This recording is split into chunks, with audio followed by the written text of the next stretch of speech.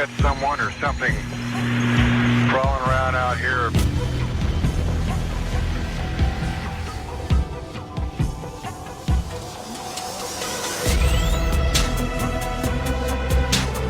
All I can remember is flipping the light on, and I see this creature, and I knew in my heart, I knew in my mind, the whole night, this isn't a man. Went to look forward, and there was a big black thing, is all I can call it, that was in midair going across the road in front of me. And then this thing walks across the road, takes a turn towards us, and then leaps over a guardrail. And the whole time, the whole thing was shadowing us, right behind us, right on the side of us. You could kind of see the thing moving through the woods. There are thousands of perfect people whose word would be good on any other subject who describe getting a good look at an enormous hair-covered upright animal. And that is a fact.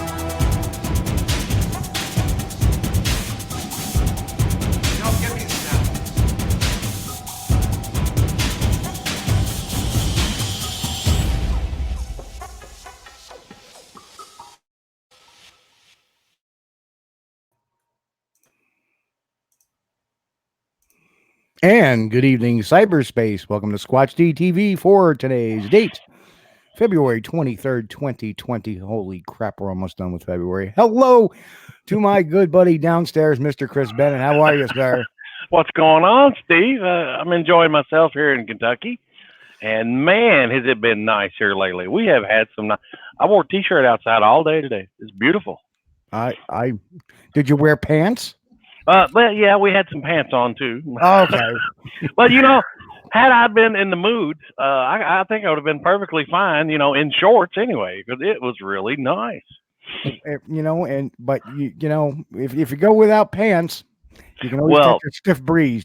Yeah, that's when they start calling the cops on you, Yeah, well, I once did that. I was charged with indecent exposure, but the charges got reduced to assault with a friendly weapon. So. Oh wow, we really taking this to the toilet really quick, folks. And going south.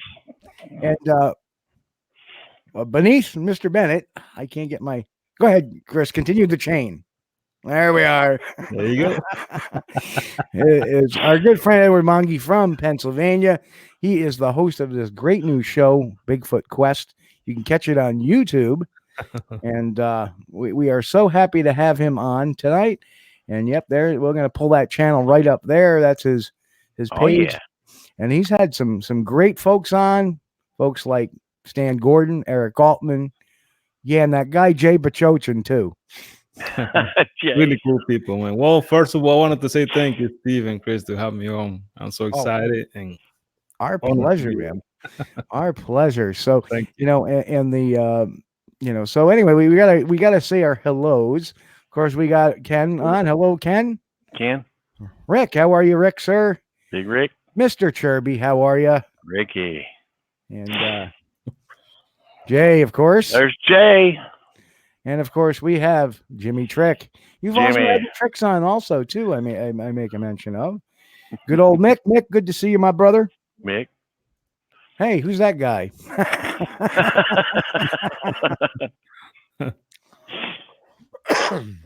And Diane's in to say, oh, that was Jay. This thing moves fast sometimes. Diane's in to say hello over on Facebook. Hi, Diane. And okay. So anyway, where do we start? Well, other than the weather being wonderful.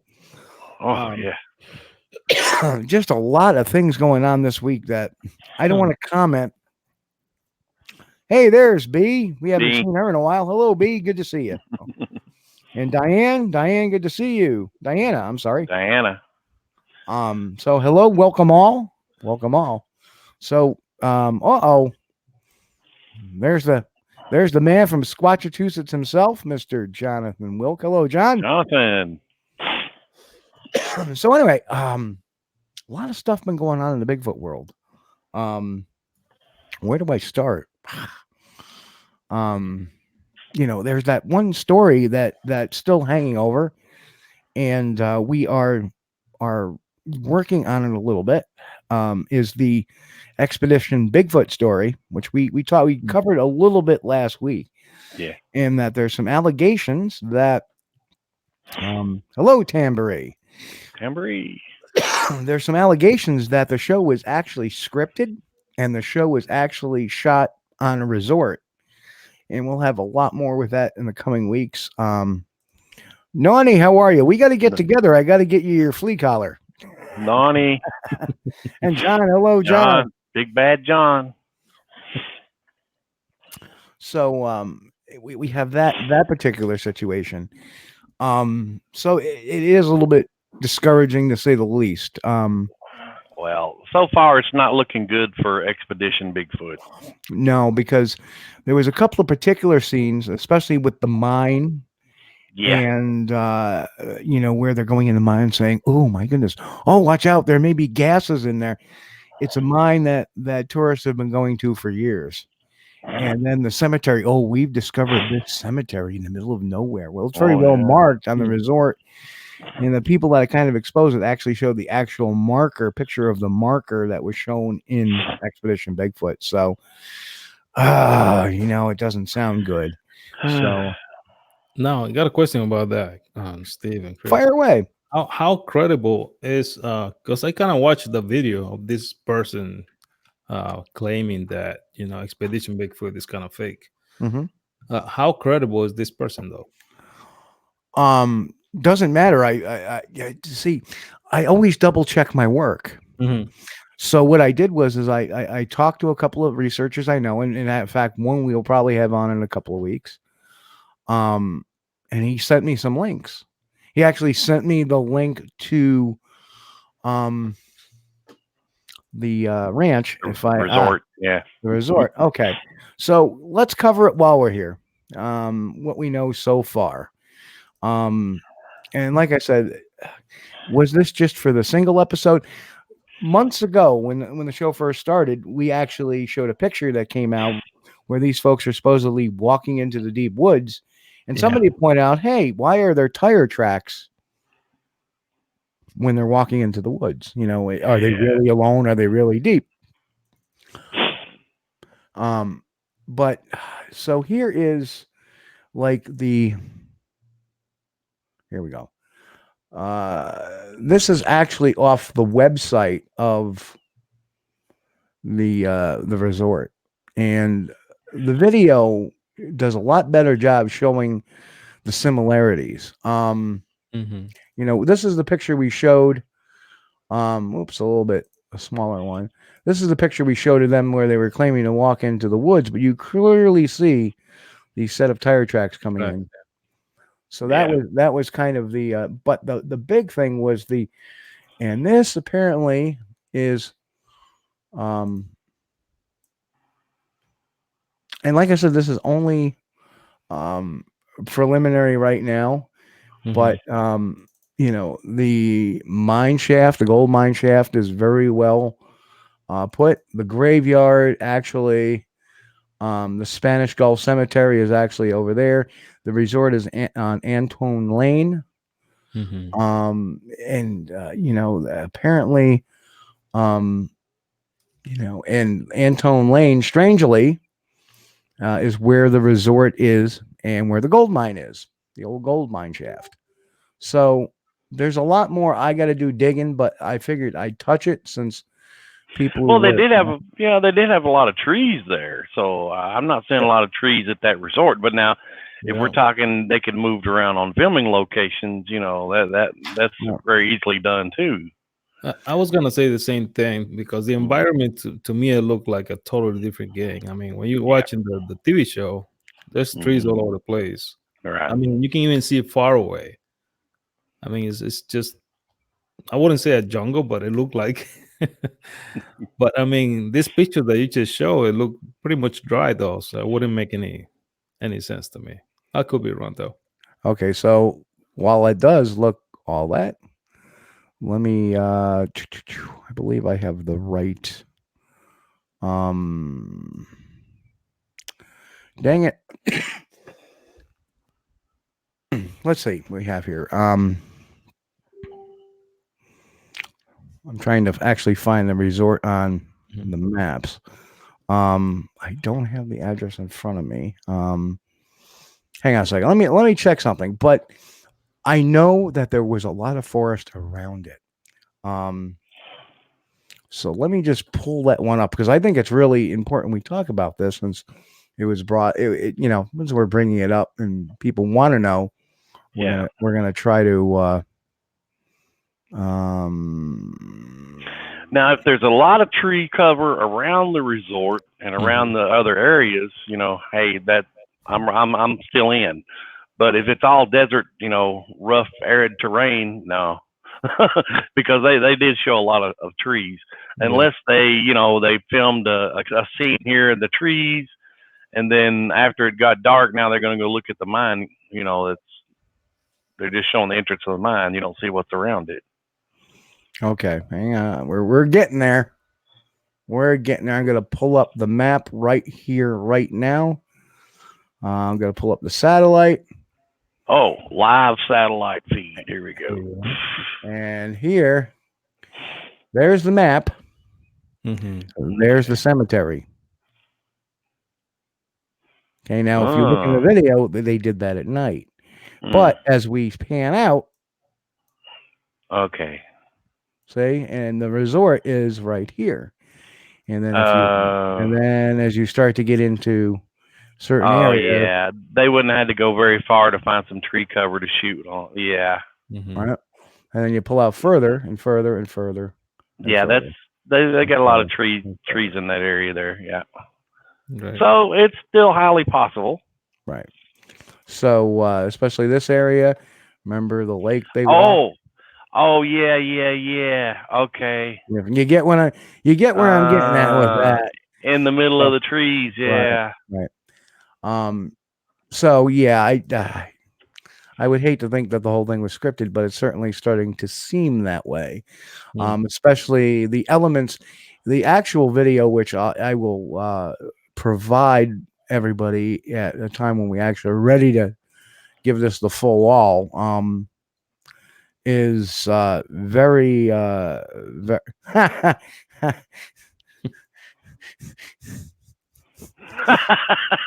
coming from somebody from Squatch-D. Oh man! Of course, here. Why it doesn't have a B on it, bitch? Oh no! Yes, the Major League Baseball rivalry is still on. No, at least we love baseball. That's the whole thing. Well, if we're going to talk a little bit about that show, they had a few cut scenes on there that I didn't like, that were dishonest to say the least. Like one of them before this thing, I think it was Dr. Mariah. What's her name? Maria, I think. Cryptidville's late. Yeah, just Maria Meyer or Dr. Meyer. Anyway, yes. Meyer. Yeah, she was walking into the woods when they thought they heard something, and then the video that they did, the little cutscene showed eye shine, and it was like really tall, really fairly close to her, and then nothing was ever said about that again. That was completely dishonest. They put that in after the fact. That was not cool at all. Now again, I always say this. How much control do the actors really have in this? Right. Once you sign on the line, hey, we're going to do this really serious program and blah blah blah blah blah. You sign it on the line. Now you're owned by them. Yeah. And then if you step out, we're going to sue you. So I had a contract, right? These people have to make a contract, and always. I mean, I actually end up talking about this with a couple of people in the past 2-3 weeks, and I was mentioning something because this is just my point of view. So please don't get mad at me. That's what we're here for, Edward. Go ahead, man. We have to understand that this is a TV show. That's why it's called a TV show. Okay. In the first place, it was created to entertain. It sounds bad for Bigfooters like we are, but somehow it's the truth. We cannot really expect Hollywood to come up with something real if we already know it's a movie. If you want to see like the real deal, I mean, you're gonna have to go number one on your own, or get to hang out with real researchers. And what I mean by real researchers is by going out in expeditions, doing, things like you guys do, things like I do, without relying on a TV show. The thing is, a Right. lot of people are expecting a TV show like this one to show the truth Hmm. when we know that there's commercials, paying thousands and thousands of dollars between breaks because they have to get the money. Yeah. They're Yeah. investing the money. So I wouldn't attack so hard a TV show like this because at the end of the day, we all know, guys, everything's it's about money. Even the Yeah. mic that we're using right now, it wasn't free.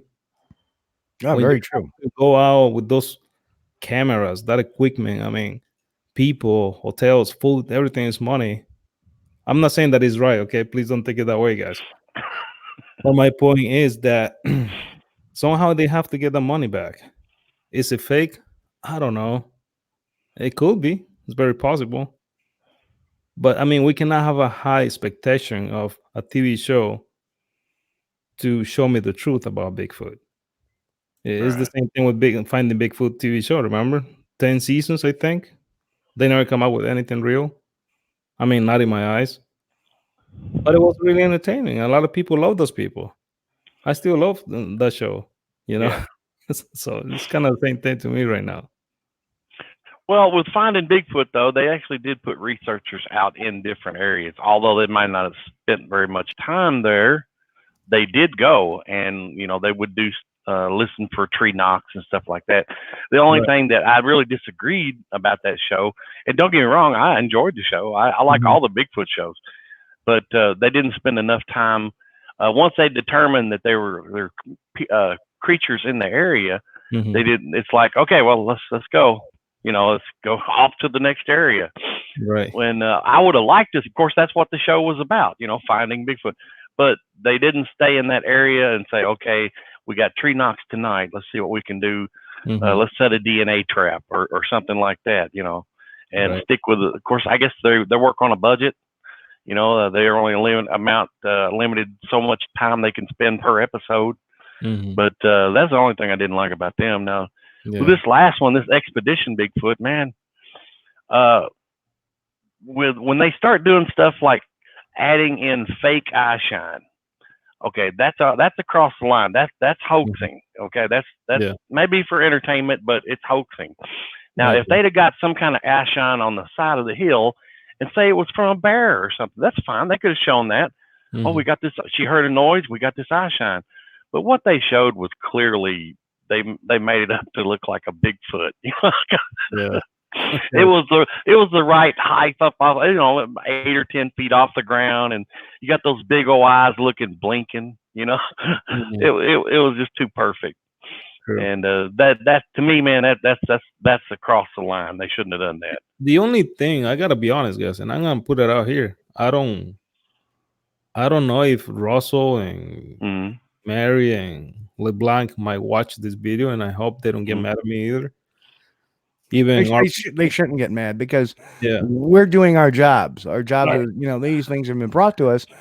And I didn't say it was a hoax. I said that it looks like that some of the sites were faked and that it may have been scripted because Right. here's the big takeaway with that. And I have just, I'll give you a couple of examples that are really blazing examples. Mhm.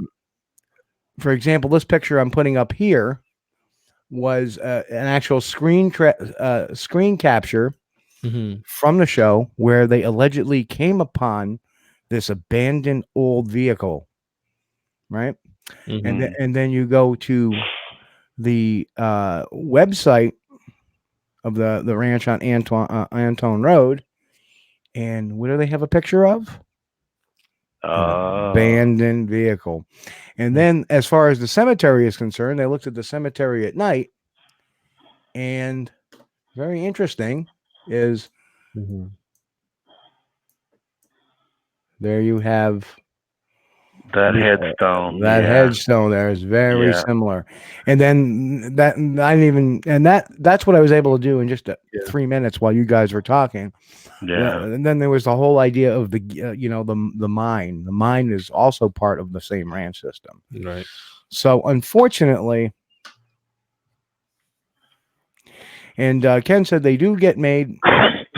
They do get mad. Believe me, I talked to Russell. Ken, did you say mad or made?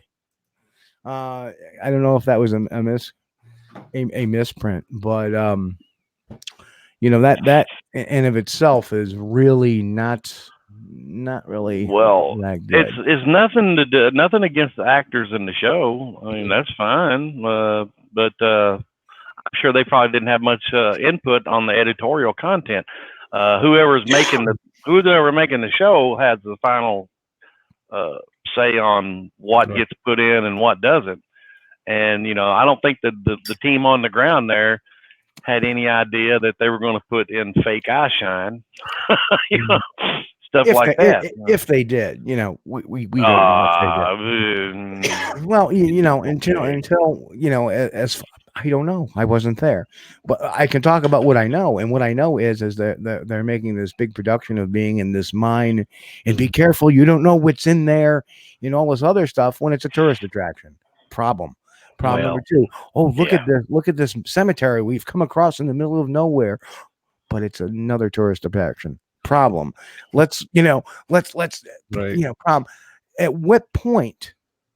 And David's right. They should have had a disclaimer for the show, but at what point do you say, "Hey, I ain't doing this. This is," it's one thing if you're doing a sizzle reel for somebody where let's show a little action here, let's do that, but you're putting that to a production company that's not made for the public.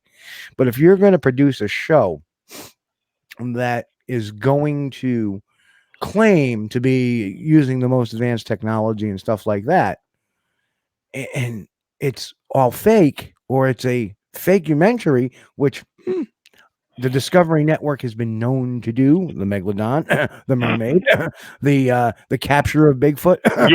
Right? They've been known to do that. Right. So, and let's not forget the Dyatlov Pass one too. That was also a fakementary too, with this researcher. Oh, he's come over from the United States and blah blah blah blah blah. That's a huge issue to do fakery like that. And to me, it's disingenuous, and it does a discredit, because what you're doing is you're teaching people fake stuff. Yeah. And that's the problem I am starting to have with, Hollywood, is that they are more in tune to what they think people want, and what people want not necessarily is a bunch of people popping off rounds in the woods.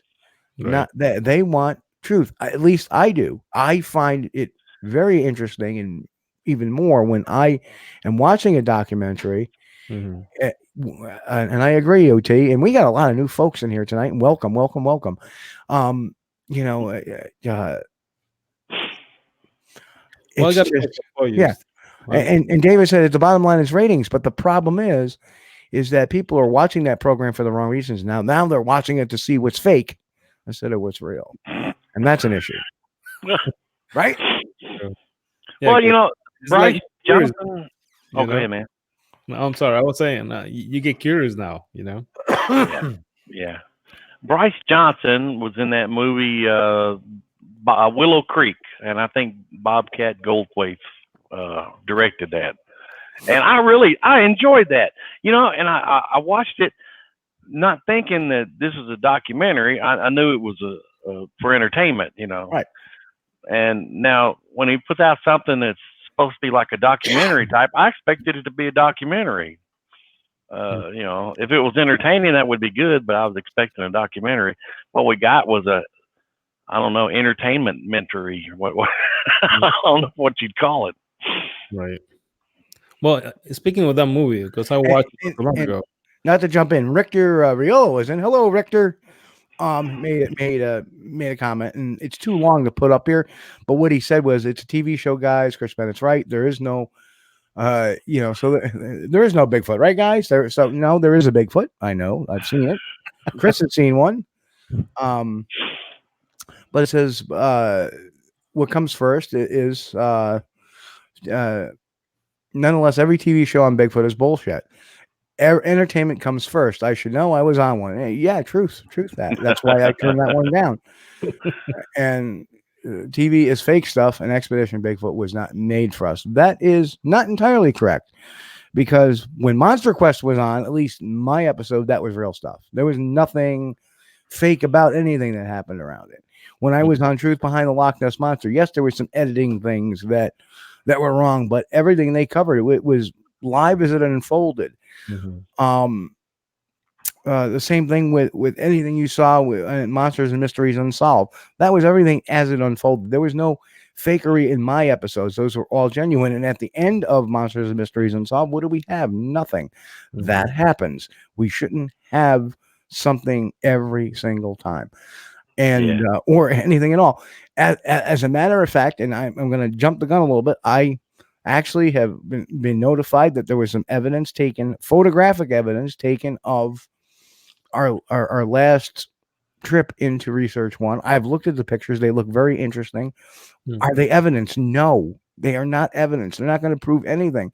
Are they blob squatchy? Yes, they are. But at least we have documented that at least two of us had seen what was moving around there. That's the one good side. Mm-hmm. But is it evidence? No. So, some days you get stuff and other days, and so do I think everything on TV is fake stuff? No. No. Do I think they've changed that somebody somewhere along the line between all those shows in the Bigfoot shows that were legit, like Monster Quest, and like Monsters and Mysteries Unsolved, and like Paranatural, and like America's Book of Secrets, that were doing stuff that was true. All of a sudden, somewhere between that point, I'd say around 2010, 2011, somebody got the great idea over the last 10 years. Let's put in some fake bullshit, pardon the French, into the shows to get even more ratings and more people to watch. And they don't care as long as you're watching, as long as as long as you're watching, they don't care whether you believe or not or anything. It's a rating. And that's what I was saying in the beginning, Steve, because remember, it's all about rating.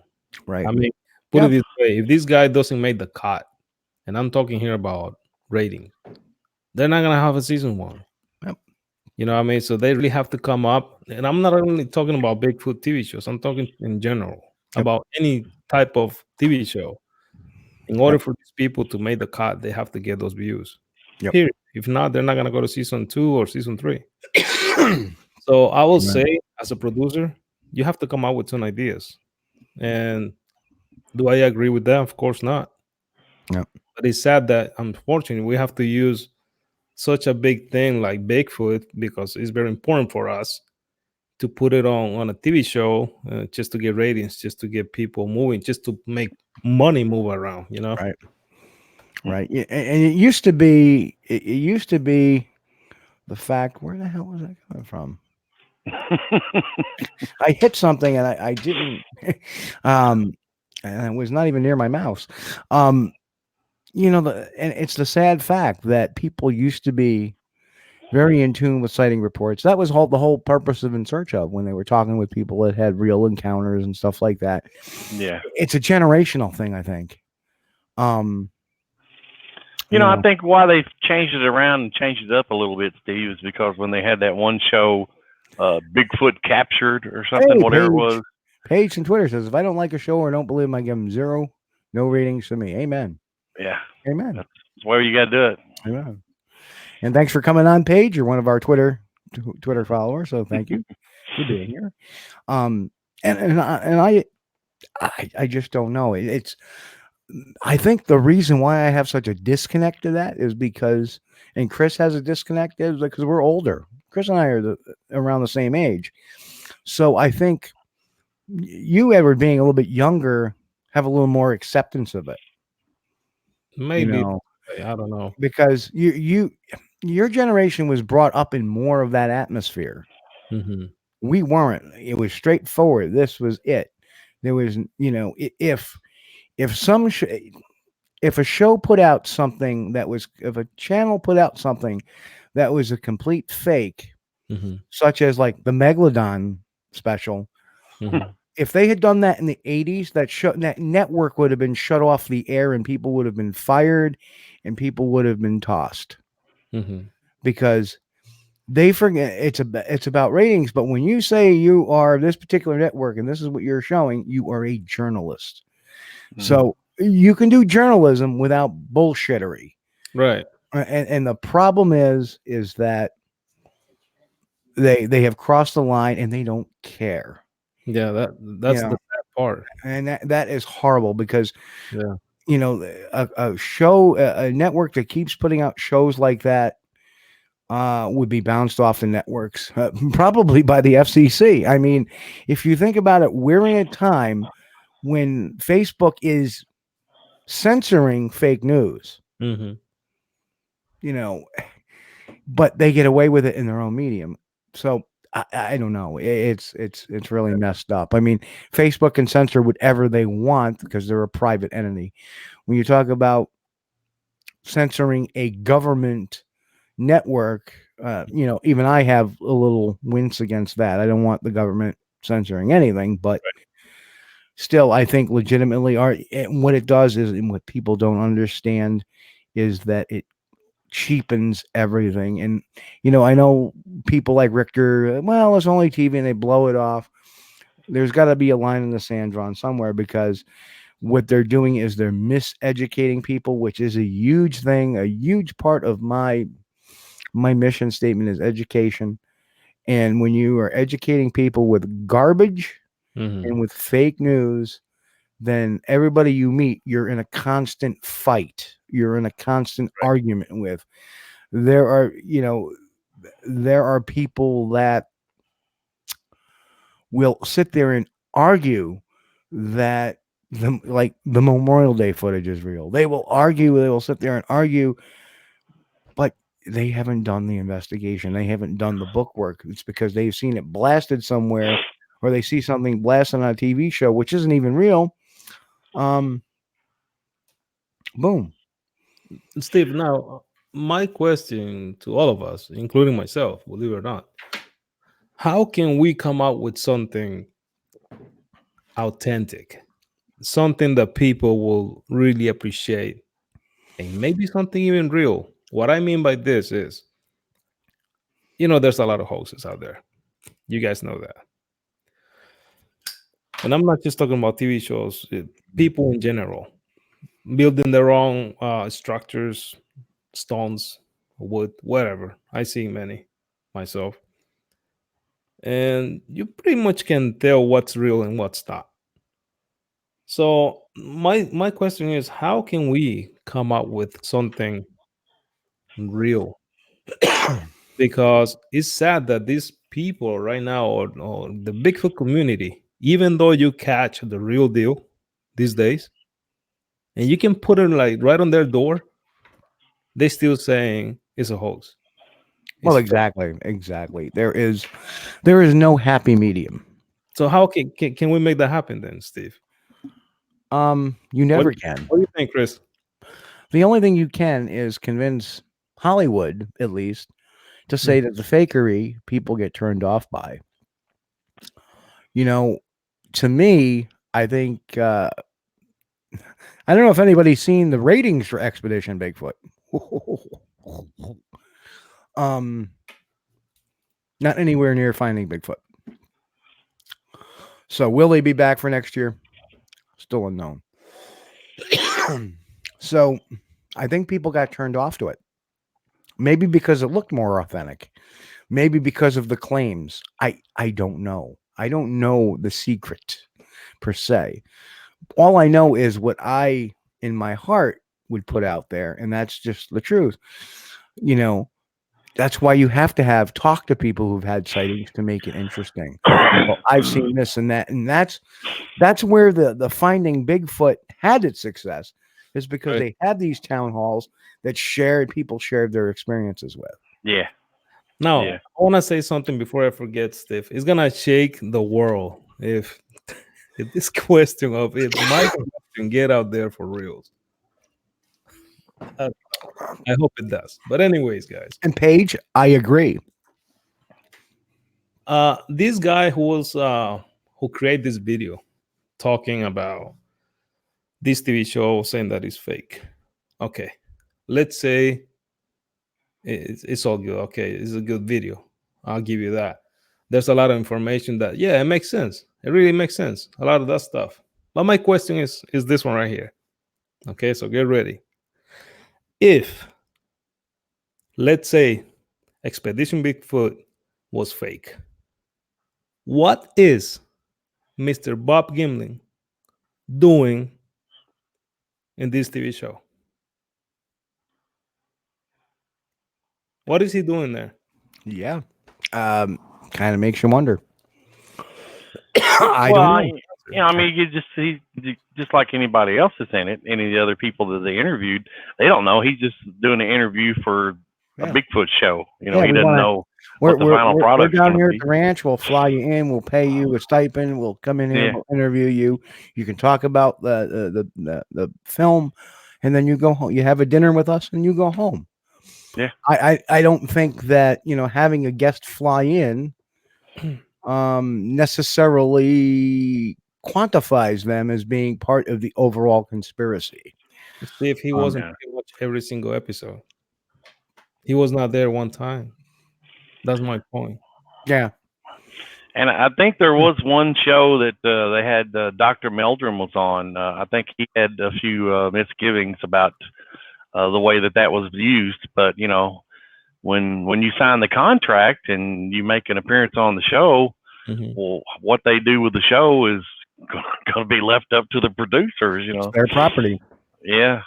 Yeah, you got to be really careful signing those things, and I'm sure Russell, and this is my thing, I'm sure Russell wasn't, if they had turned around to him on day one and said, well, we're going to all shoot this, it's going to be scripted, it's all going to be this, I don't know if he would have signed it or not. I'm not sure if he would have. I wouldn't have. That was the reason why I didn't sign for the $1 million Bigfoot bounty. They wanted me. They'd come to my house and film me and talked, but I said, you're going to do what? Well, we're going to have people go out and look for Bigfoot evidence, and we're going to judge them on who has the best Bigfoot evidence. Right. And I was like, what?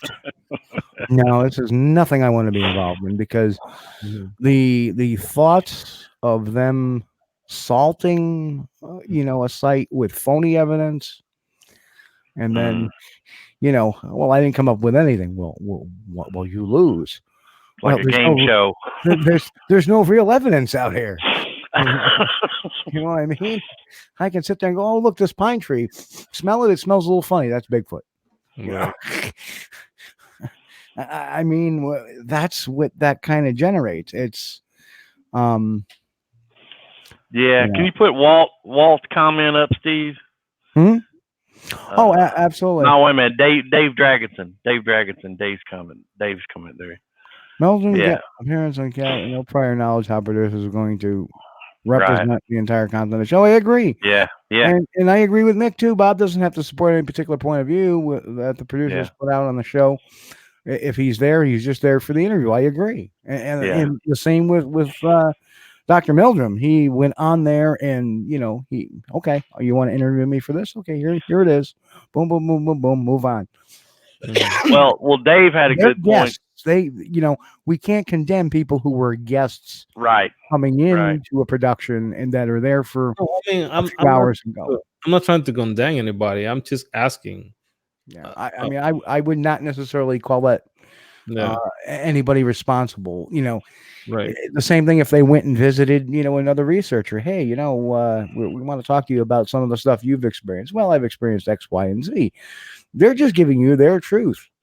Right. What the show does with it, whatever, that's on them. This, we have active participation with the people saying, "Oh, look at this," and scripting and the way they're talking. That's a big difference than even with Finding Bigfoot had, which was clearly an editor's manipulation in Finding Bigfoot season 1. So Aaron is what of? Well, exactly. Yeah. Exactly. Yeah, that may be the one he had some misgivings about, with some of the stuff that they were used. But I don't know. We'd have to talk to Dr. Meldrum. Yeah. And Dr. Bindernagel is passed. So Bindernagel, yeah. I can't talk to him anymore. But so do you guys get to watch the whole season? Do you guys watch it all? I actually just watched snippets that were sent to me. Yeah. Which one? The Expedition Bigfoot? Yeah. Yeah, I watched it. Yeah. Of course, I couldn't.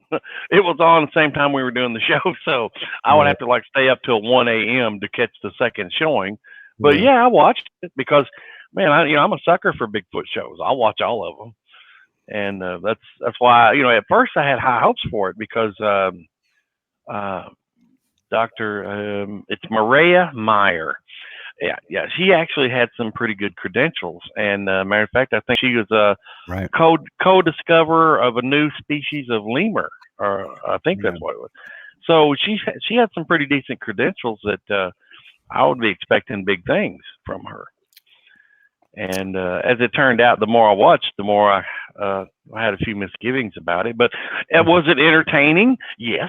I believe it was. And if that's all they made it for, just to be entertaining, then I think they did a pretty good job. Yeah, I mean, I really enjoyed it, though. I'm not going to lie. Yeah. I love the show. And one thing, Steve, that I've been learning through life, not just about Bigfoot, but just about everything. We already know that life is hard. No, absolutely. Anyhow, it's hard. And unfortunately, there's so many fake stuff out there that we still have high expectations that it's gonna be real, it's gonna be good, it's gonna be great, but sometimes it's not.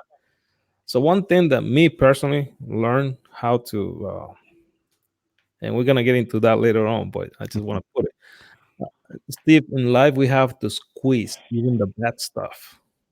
Okay, you take that stuff and squeeze it out really, really good.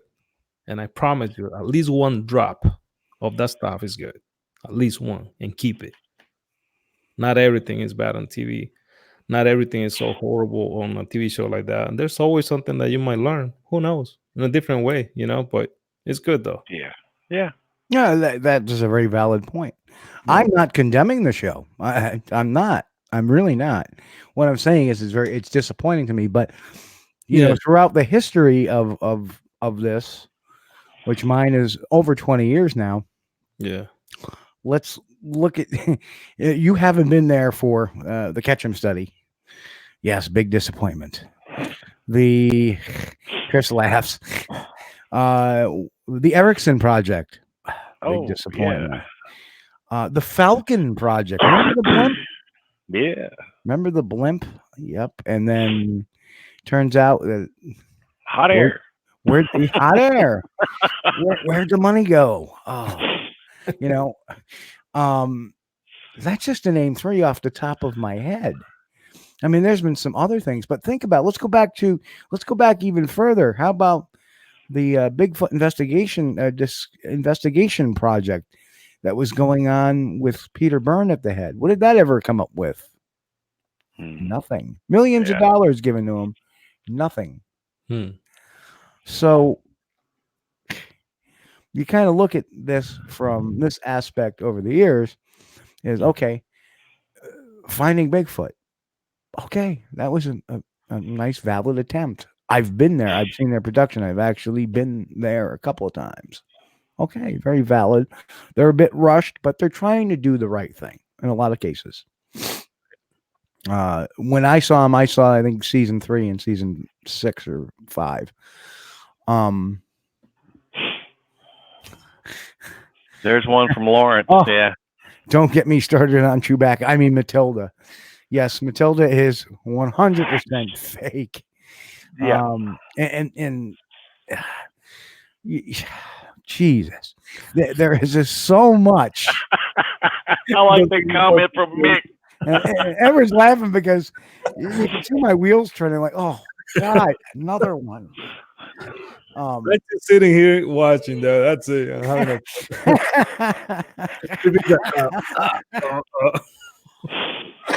Oh,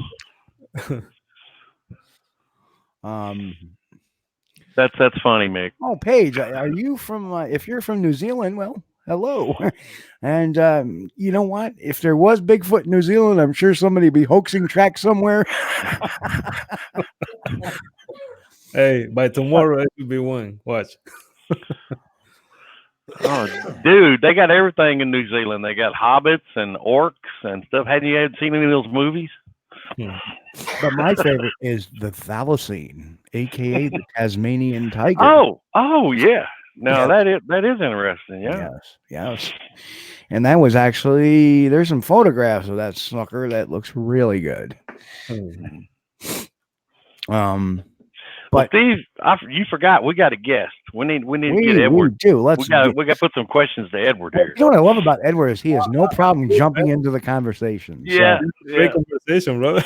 But you see, the whole idea of this is to actually say there is hope, regardless of what you see on Hollywood or Hollyweird.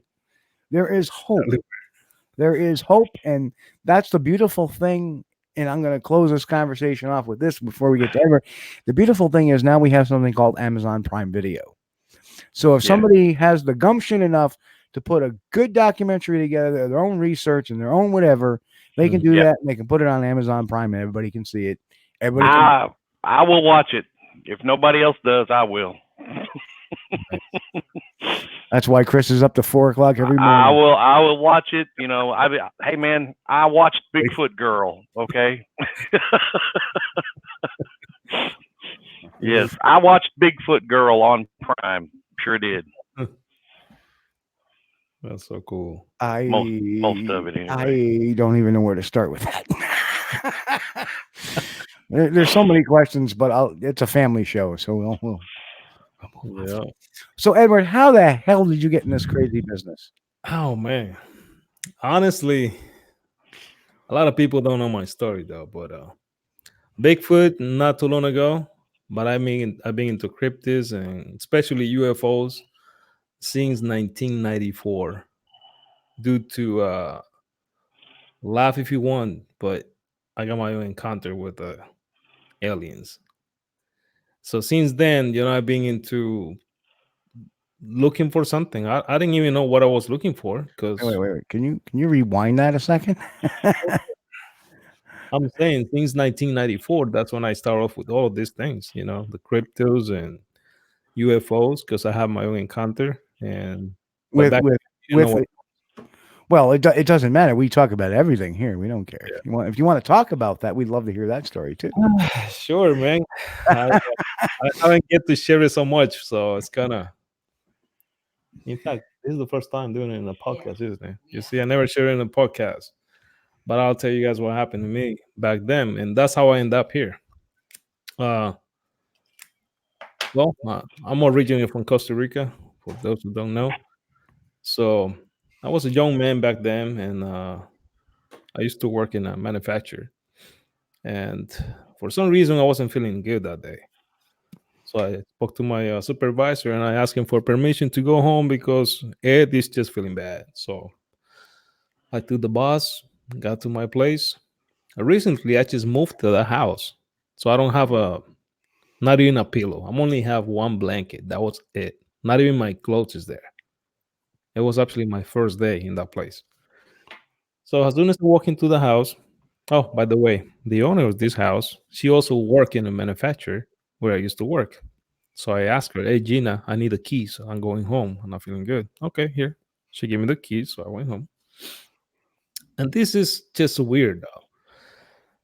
I walk into my room. I was having a little bit of high fever. So I just want to lay down on the floor because it's cold. Put the blanket on. I didn't even took my shoes off. I just lay down, but I'm awake, 100% awake. As soon as I put my body in the floor, I hear this explosion like a crash. There's a huge window in my room right next to me. So I felt all of those pieces of glasses flying all over the room. Some of them end up on top of me and everything else in the floor. Then I couldn't move. I was just paralyzed. The only thing I can move is my eyes. That was it. So I'm like, what the hell is going on here? So I'm trying to scream, I'm trying to say something, but nothing's just coming out of my mouth. So I started to shake. I remember that I was shaking so hard and screaming, but in my mind, that was it. Man, I'm starting to shake already. That's why I hate talking about these things, though. And then from the window, something's popping up, something like a watery or like a gel. I don't know how to put it in words, though. And I'm sorry, by the way, guys, English is my second language, so I have to really find the words. Okay. So this thing is just popping out of the window, coming into the room, but it looked like, like a gel, though, kind of like that, but in a gray, bluish color thing. And it's just falling down the window like a slow mo, and it's moving into my legs. Now it's on top of my legs, really cold, like not even ice can be that cold. When this thing is just forming up on top of my legs, it's starting to take this form like a humanoid. It was very skinny, but huge. This thing was, if that thing was gonna stand up, I would say between 8 to 9 feet tall. That thing was enormous. A big head, big black eyes, long arms, 4 fingers. Like I say, skin color was between bluish and gray color or green. I don't even know. Full of dots all over the place. Very cold. I mean, when you feel the skin, it was very cold and heavy. Oh my God, that's another one. I feel like I got a car sitting on top of my legs. So now I'm screaming not only for help, but because of pain as well. And I keep on screaming and screaming, asking for help, and nobody's home. Gina, she stayed behind at work, and I thought I was gonna die. And this thing is just moving the head like this, from right to left, right to left. And he started to put one hand in the air like this. Then he went down in such a high speed, like a lightning, putting his hand, the whole hand inside of my stomach. And that's when I feel like I was gonna die. He was ripping off everything inside me. Now I'm screaming for reals. And I know that I'm like sweaty or something because I can feel just drops falling on top of my eyes. And I'm crying like a little kid. And nobody's there for me. In a few seconds, I started to hear like an echo, like far away. Somebody like knocking a door or something, but it's so far away. So I'm thinking maybe that's Gina, that's the lady. It's not knocking, it's banging. Yeah, like banging the door. Yeah, I'm sorry, that's my wife correcting me. She knows the story. So I'm hoping that she's gonna break into my room and rescue me from this thing. But the pain, Steve and Chris, that was just horrible. I feel like it's cutting me in pieces. Like everything inside me is like coming out. That's what I feel. So now I'm feeling like passing out. And finally, this thing just dropped. Pluck, like water again. He dropped from top to bottom, bloom, all over my body pretty much. And now everything is going in reverse. He's going back to the window, the same form. He got out the window. And then I saw the glass and everything like a whoosh back to normal, like nothing ever happens. And that's when Gina broke the door. She broke the door in two pieces. Then she jumped into my room. Ed, what's going on? What's going on, baby? Tell me what's going on. She's grabbing me. I cannot even move. I can't get up. And I'm like, I don't know what's going on, Gina. Please take me out of here. Please take me out of here. Well, let's go. And she's trying to grab me and I can't move. Come on, get up. I can't. I was so weak, I cannot even move. So she put her arms behind my back and she dragged me all the way to the kitchen. And this is the funny thing, guys. My blanket was like somebody just dropped 2 gallons of water. But this water is not just water. It's kind of sticky, not so sticky, but it was not normal water. A little sticky, put it that way. So when she's moving me out of the room, obviously there's a trail of water. I finally sit down on the floor in the kitchen. She gave me some water, and my eyes hurt, my face hurt, everything hurts. But my stomach, I'm actually holding my stomach like this. And she's like, "So what happened, Ed? Please tell me what happened. You want me to take you to the ER?" And I'm like, "No, I'm fine. I'll be okay. Don't worry." And she goes, "No, you're not okay, baby. You're not okay. You're bleeding." Now, what do you mean? I didn't know, guys. I was bleeding in my stomach. Mm. To today, I have 2 scars on my stomach. My wife knows it. I got 2 dots, one to the right, one to the left. What was that? I don't know. I was so scared when I saw the blood coming out of those little holes, and it took me about maybe 6 months to heal. Mm. I didn't know what it was. I never went to a doctor. The first person that I called was my mom, and I asked her, "Mom, something came into my room yesterday, and I'm in pain." I couldn't even make it work the next day. I was very weak. Uh, I didn't feel like going to the ER or anything. I don't know why. Maybe I was so young. I don't know. I don't know. I just don't know, to be honest.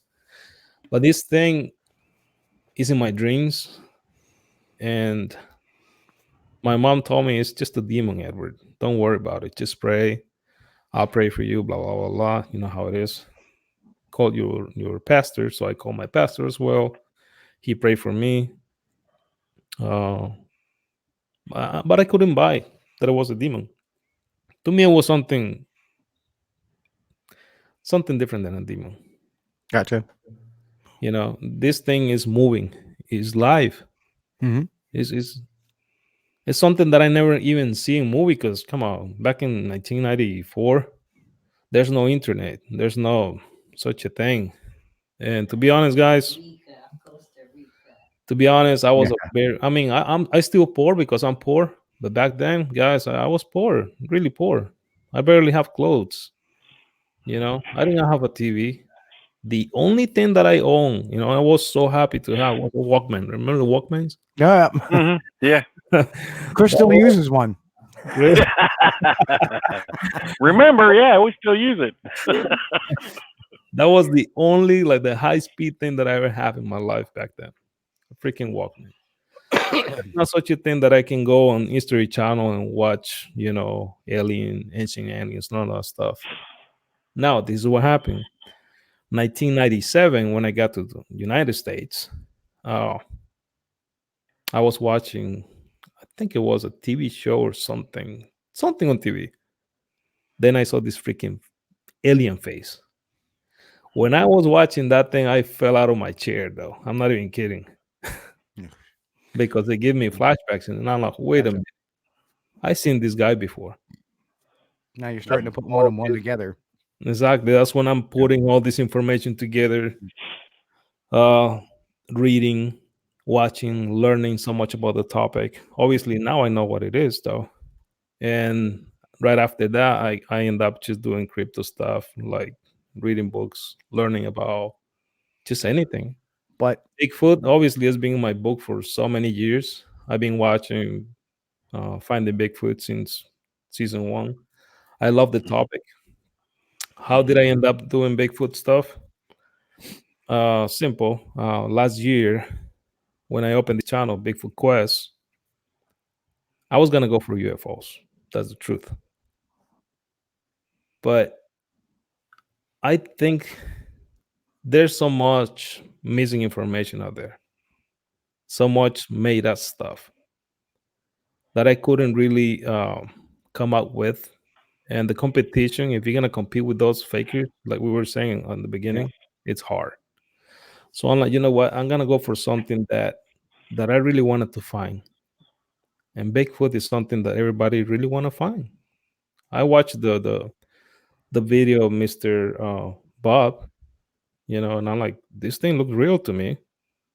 Mm-hmm. At least to me. For a lot of people, still doesn't look real, but it looked real to me. And what if he's out there? I mean, there's a reason why people are saying I seen it. There's a reason why people are claiming that this creature passed by and throw some stones at him. I don't know. There's so many stories. You guys know that. So I spoke to George Workman, which is a good friend of mine. He lived right here in PA, Western PA. He's been investigating Bigfoot for many years, and including Jason Talmadge, which is another researcher, local researcher. And for me, coming from the military and police jobs as well, I thought it was gonna help me, to hook up with people. It wasn't a big Yeah. because it was hard. At the end of the day, nobody really want to adopt me and put me in a team or accept me. And I understand, it's not hard to Right. receive a phone call from this stranger saying, "Hey, Steve, I want to be part of your team." It doesn't work that way. Hey, before you jump into anything, I want to say this publicly. Whoop, there we are. So I just want to let people know that Edward here served his country, and I want to thank him for your service. And obviously, you spent some time either in Iraq or Afghanistan looking at that terrain, or both. And I want to thank you for that, because that's no easy day. That's the suck. Yes, sir. So, well, thank you guys. I really appreciate that, and it means a world to me. I wish I can do it again. I love my job. I love my friends, and it was my dream job, guys. Come to the States and became a soldier. I didn't even speak any English. I mean, I'm still learning. Don't get me wrong. Oh, I think you're doing a fine job. Oh my God, it was hard, bro. It was really hard. The first word you really learned was sergeant. Yes, sergeant. Well, you have to learn that one for sure, man. Yeah, sir, yes, sir. Yep. Sir, do you see any bars on my collar, son? I work like the rest of you. I'm a sir. So, after that time, like I was saying, I end up calling these guys and say, "Hey, man, so anyway, we can do an expedition." I wanted to see on my own how do you guys do in the woods? What is going for an expedition and finding tracks, structures, whatever. So these guys told me, well, it's not that hard though. Anybody can do it. I mean, it's true though. Anybody can do it. Just watch a couple of videos or read a book and you're good to go, man. It's not a big deal. That's why I kind of get annoyed when people are saying, "Oh, I'm an expert." I mean, none of us went to university to get a Bigfoot degree. You know what I mean? It's not such a thing. When you're amongst colleagues, you're not an expert. Right. Yeah, that's the wrong thing. I don't call myself an expert. If somebody calls me an expert, so be it, because that's their frame of reference. Right. Let's face it. If I see a something-year-old person walking down the street and they've never even known about this mystery, we are the experts to them. It's all a frame of reference, and that's why I don't get too bent out of shape about the word, unless one is claiming to be one themselves. That's true. That's where you worry about it. People, there's too many noses that get bent out of shape when somebody says, "Oh yeah, Bob Jones, Bigfoot expert, will be blah blah blah." Oh, who's he to call himself an expert? He didn't call himself an expert. The person that knows nothing about the mystery called him an expert, which technically that's what it is. I mean, what is a plumber? A plumber is an expert. Right. Yeah, anybody could be a plumber, but I'm sure at the plumbers convention, he's not an expert. He's just a colleague. Exactly. So we get tied up in vernacular or these words that tick people off. They're like, they're just words that get people annoyed. Like moist. That word moist really gets a lot of people annoyed. Right.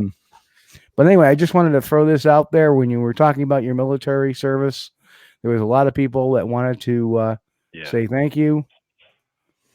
So, Thank you and so much. Low Rider said Todd Standing might have an associate degree in bullcrap. That's a good one, though. He's got a BS in BS. But yes, guys, that's my journey to Bigfoot stuff. And I've been filming for about 3 years, right, baby?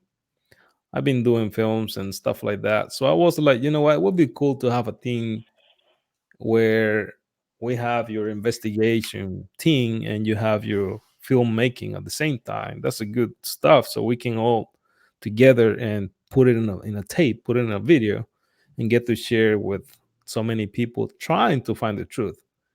And that was my idea. I'm a filmmaker as well, and I love what I do. I'm looking forward to meet people like you guys. Get on the woods, get and do a couple expeditions, put everything on film.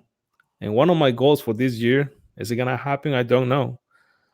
But I'm about to get a brand new camera, a really good one this time, and go professional. What I mean professional, I want to make it on Netflix, at least Amazon, sometime this year. Well, But I've said this. I'm going to say this right to you now. You have an open invite. I'm doing some stuff in very early May, and you're very welcome to come on up. Yes, sir. Thank you. And love to put that on my agenda, though. There's so much that I want to do, guys. So much about I see Keith Worley on Facebook. Hey, Keith, you need to refresh, buddy. You don't have any sound. Just refresh the page. Unhit the mute. Sorry, we'll get Keith straightened out here. Amy Bew says hello. Hello, Amy. Amy. And we have a whole bunch. Michael, thank you for coming in. Hey, Dave Dragerson is still there. Big Dave. And Lawrence, give us, check us out the rest of the broadcast, a second hour in a little, as we truck towards 11 o'clock. Yep, that worked. Thank you, Keith. And any of you said Edward is such a great guy. He sure is. And I can't wait. I can't wait in a couple of weeks, March 6th. I'm going to be on Edward's show, and he's going to be giving me the grilling of my life. Sure. That's 6th, right? March. Huh? You coming March 6th. Yeah. It's coming up fast. It's a week from week from Friday. Yeah. So a week from this Friday. So I think it's the 6th. I'm horrible with dates. I actually walked into work yesterday going, is today Saturday or is it Friday? They looked at me like I had 3 heads.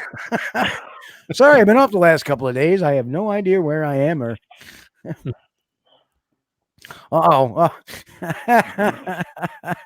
Ken said roast me. Thank you. I love you guys too. Thank you, Ken. Is that love or hate? You gotta love it. There's Walt. Walt's still here. Walt is still there. Yeah, where is little Walt? We haven't heard from little Walt in a while. So if he's sleeping, get him up. And Walt, who's been on your show as well, said you do a good job. Yeah, Walt is a great guy, though. Amy was there too, though. There's so many cool people coming to the show, and I want to make it public right here, right now. I'm so grateful because, again, Steve, without you guys, Bigfoot Quest shouldn't be here. Period. It's not even my show. I don't consider this mine. This is yours. This is a place where you guys can hang out with me and just be yourself. Well, it's the same with our show. I mean, we've Chris and I have been doing this a long time. A long time. I mean, I think Chris came on board in 2010. 2010, yeah. Wow. 10 years. 10 years. Longer than that for you. Yeah, 2006. Yeah.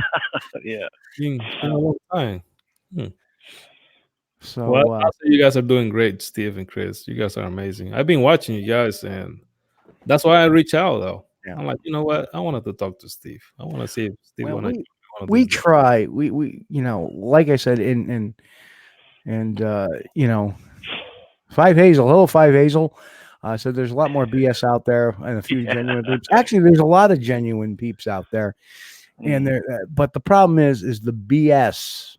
Whoops. Yeah. Little Walt wants sleep. Okay. We'll get him up Okay. here. Just put, no, put don't the do speaker that. next to him. Don't do that. No. Sorry, I had to do that. Well, we have absolutely the best audience there is, and these guys, they're sharp. They put out great questions. They're on the ball. I mean, and what I love about the new show is, and because you're on StreamYard as well, right? Yes. So what I love about this platform is that it's so interactive with Facebook, YouTube, Twitter. Right. Unfortunately, the websites, if you're watching on the websites, you can't get into the chat, but you can just shuffle over to the Facebook pages. Even if you go to my Facebook page, even if I'm out of friends, it's a public broadcast. So it goes out to the public, so you can go there and see it anyway. The YouTube, and we have to do our shameless plug. By YouTubers, again, give us the old thumbs up. Do you like what you see? If not, give us a thumbs down, and hit the little bell. Give us a subscribe. We appreciate it all.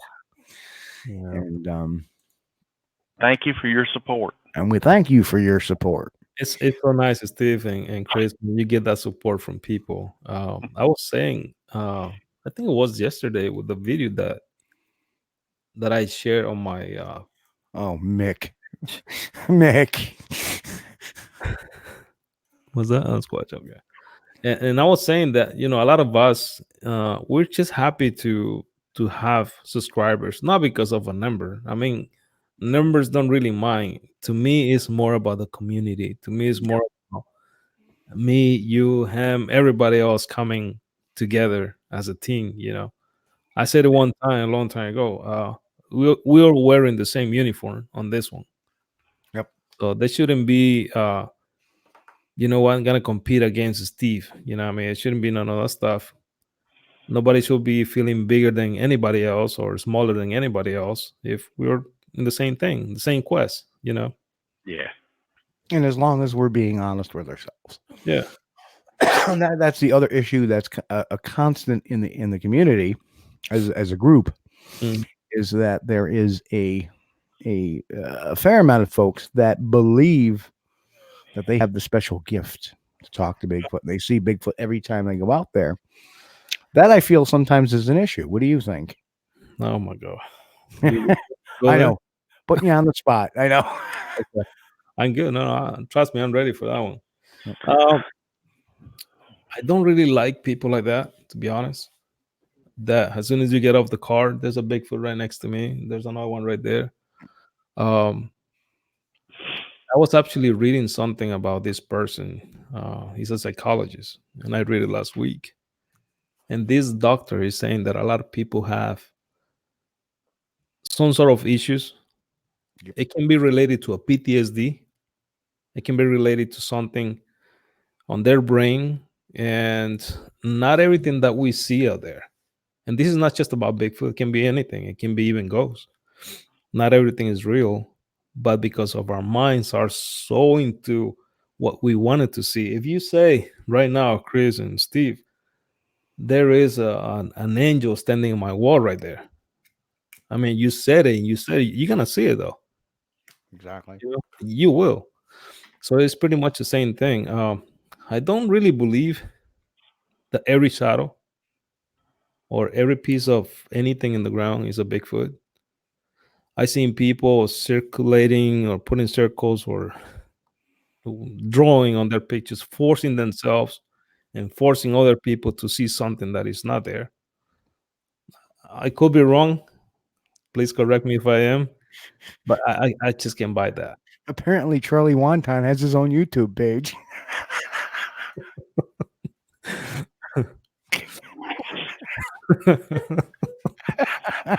And you know who I'm talking about, right, Edward?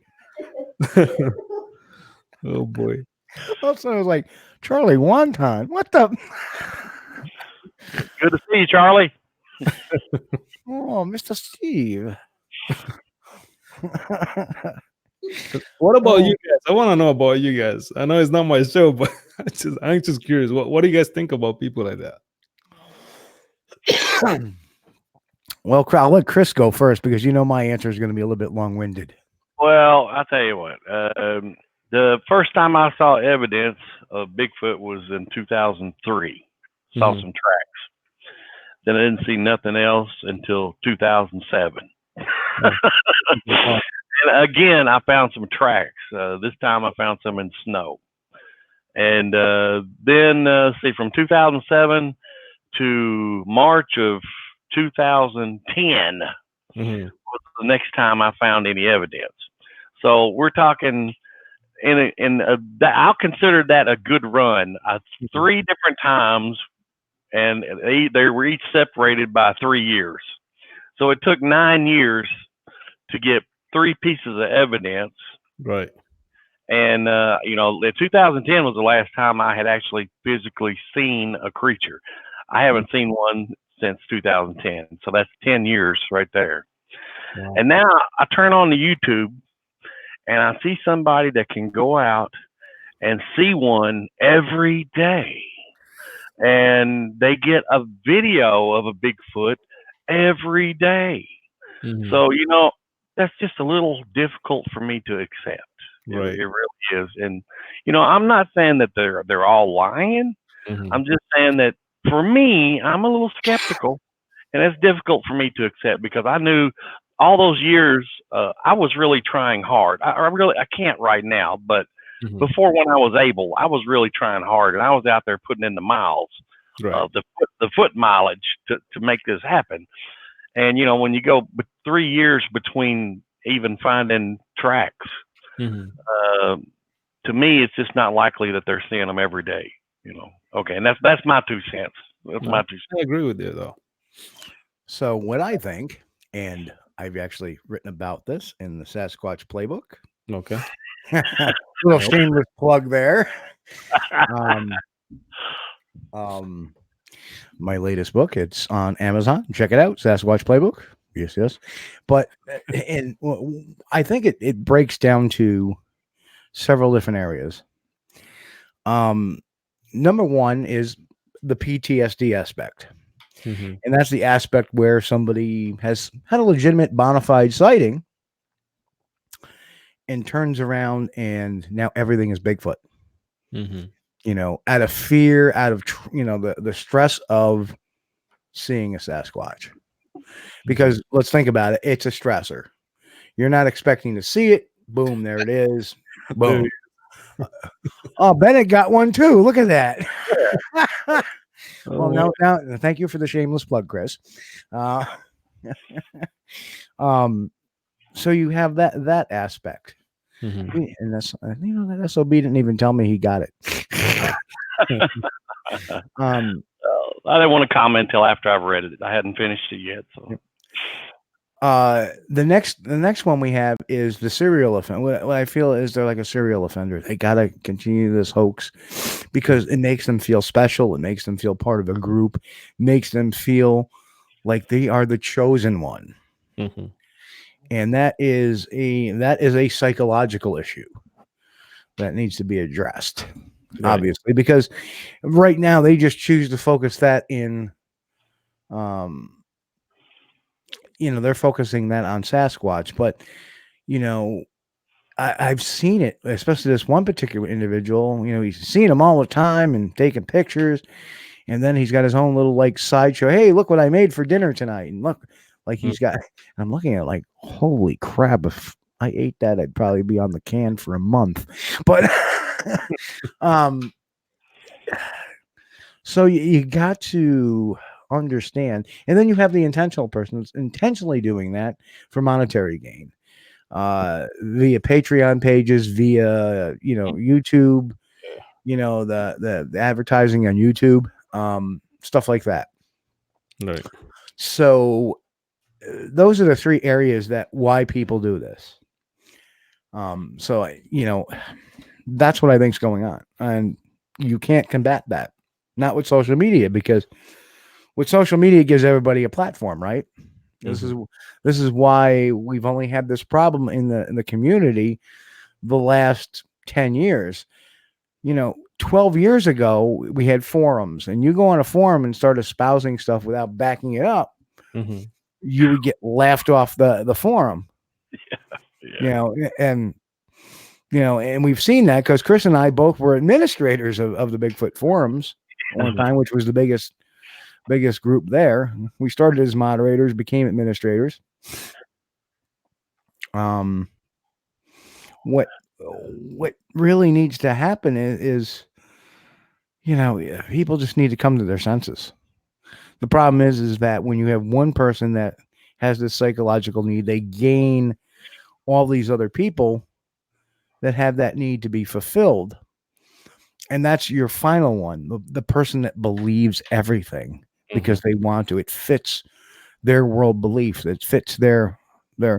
That's why cult leaders can prey upon those people. Mm-hmm.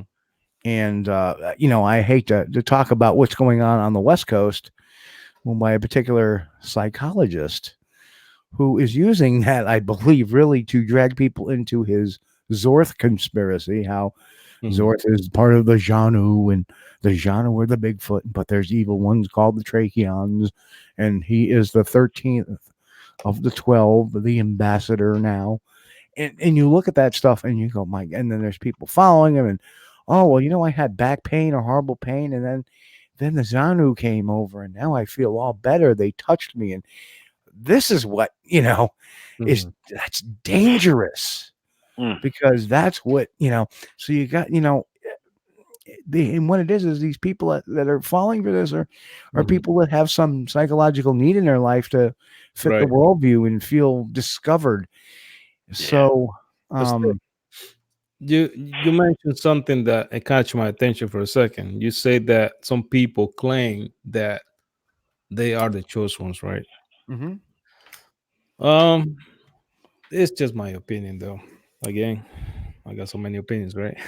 Oh, that's fine. I love opinion. I believe that somehow, okay, we are chosen by these beings. And what I mean by these beings, I'm not just talking about Bigfoot. I'm talking about even aliens, any type of crypto stuff, including ghosts, anything paranormal, put it that way.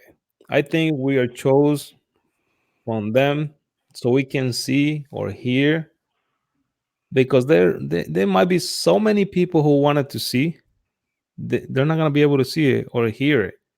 Somehow I believe that we're chosen, but just because we're not special, though. And that's my point. Some people end up feeling special when they go in the woods, that they can see 8 Bigfoots under one single tree. I've been with people like that, believe it or not, guys. I'm not even kidding. I hang out with some people telling me that there's 8 under that single tree. So I went to under the freaking tree because I want to see the tracks. I want to see the poop, the pee, the broken leaves, anything. There's nothing. But they can see 8. Yeah. So what the hell? What are you talking about? Well, we've had some experience with that too, Edward. There used to be one guy on the forum, and I won't call any names. Well, they were usernames anyway, but he would post a photo, and he would have a bunch of red circles, and he would say, "Look, these are 12 Bigfoot, whatever, in this picture." And where he was circling at was next to blades of grass. So that means the Bigfoot would have been about this tall. Right. They were laying really flat to the ground. Yeah. But I look at it. I look at what you said, Edward, and I also think that that's with everything, not just the paranormal. Right. Look what Jane Goodall did with the chimpanzees. Mm-hmm. Through hard work, you become the chosen one by, spending time. You don't, and she spent hours and hours and hours and hours in the woods. Mm-hmm. So, these people that claim that, they have all these experiences with them squatches and whatnot. Right. They're on the internet more than they're in the woods. They're talking every single day about how they did it. Mm-hmm. You know, and that's an issue to me. And you're right. You look and what the heck are you talking 8 Sasquatch over there? Yeah. You know, Though. And sometimes you end up not rejecting because you cannot really reject people, but now you're like skeptical even more. Should I hang out with this type of researchers? Should I ask well, questions? the answer to that is likely no, All right. because you have to keep yourself grounded. Mhm. This is reality. You know, if they're seeing 8 Sasquatch under the tree, how long is that going to last before they see 8 demons under a tree, or or start seeing things that are really dangerous? You don't know what that may Mhm. spin into eventually. And these are those are the types that listen. Maybe you just need a little bit of this medication just to level you out. When you're out there pointing to somebody, going, "Look, there's 8 Bigfoot right there," and you're going, "Where?" I'm right here. And you walk over there and there's no movement, no nothing, Yeah. you know. And there's some talk in the chat room. They're attracted to empaths, and once they know you mean them no harm, they come around more often.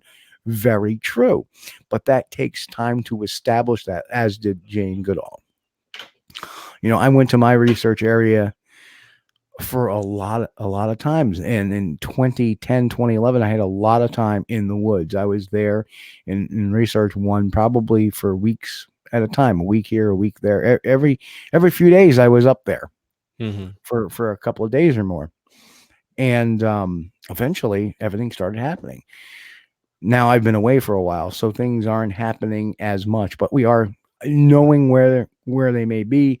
Mhm. Things are, we can kind of, but it's also, to me, is I need that, let that area reset a little bit itself too. Right.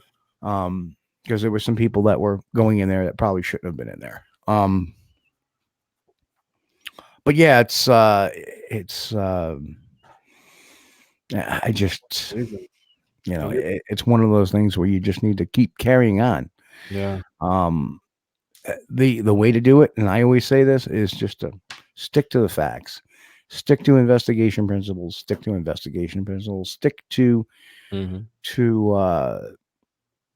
stick to science. That's If you step out of those bounds, then you're in fantasy, and you have no way of obtaining any credibility. I mean, let's say Bigfoot is paranormal. Well, prove it. Let's have some proof. Mhm. And hey, Kevin, how are you tonight? Remember Foltz? That's Kevin. Yeah. And it does. It takes time. It takes time. Now, Yeah. some people say, "Well, I've been doing this for 20 years." Well, maybe you have. Maybe they do have some trick, but Mhm. it tends to, where's your evidence? That's the other big thing is Yeah. that the people that constantly do this, their evidence is so sketchy when they should have the best evidence, and they usually have the worst evidence. They never have any track castings. They never have any hair. All they have are these pictures, which are ambiguous at best. Mhm. So that is a very big telling thing. Right. You see, like myself, the best evidence I ever collect. I'm speaking for myself only. Yeah, I'll say a track, quite a few tracks actually, and I saw those in Ohio last year. Structures. I'm not so into structures, to be honest, guys. Good for you. You shouldn't be. Believe in structures unless there might be stones, but wood, and not every stone either, though. I mean, I would really have to see Right. what it's all about, because Right. stones can be used for so many things. See, in the chat earlier, we were all talking about other stuff. Mhm. There was some talk about stick structures, what Yeah. my thoughts were on it, and there's the yelling. Stick structures is a topic I like to hear my opinion on. And then somebody had made the comment. Mick made a comment. Some of us knew about Sasquatch before the internet. Anyone noticed that stick structures were only a thing after the internet was widely used. Nobody mentioned it really before. Stick structures, correct. That is absolutely correct. Nobody mentioned really stick structures. Mhm.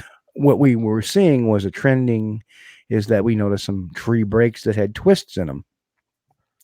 But guess what? That was very well steeped into tracking. If you know tracking, you're looking for breaks at a certain level. Yep. If something pushes through a dense brush, it's going to move stuff to get it out of its way. There's going to be a path and there's going to be breaks. And usually what we found is they'll take the trees and twist as they're walking, twist them down and twist them and break them. That way they can stay down instead of just whoosh, coming back. In the face and they lose an eyeball, Yeah, whoosh, you hit the squatch behind you.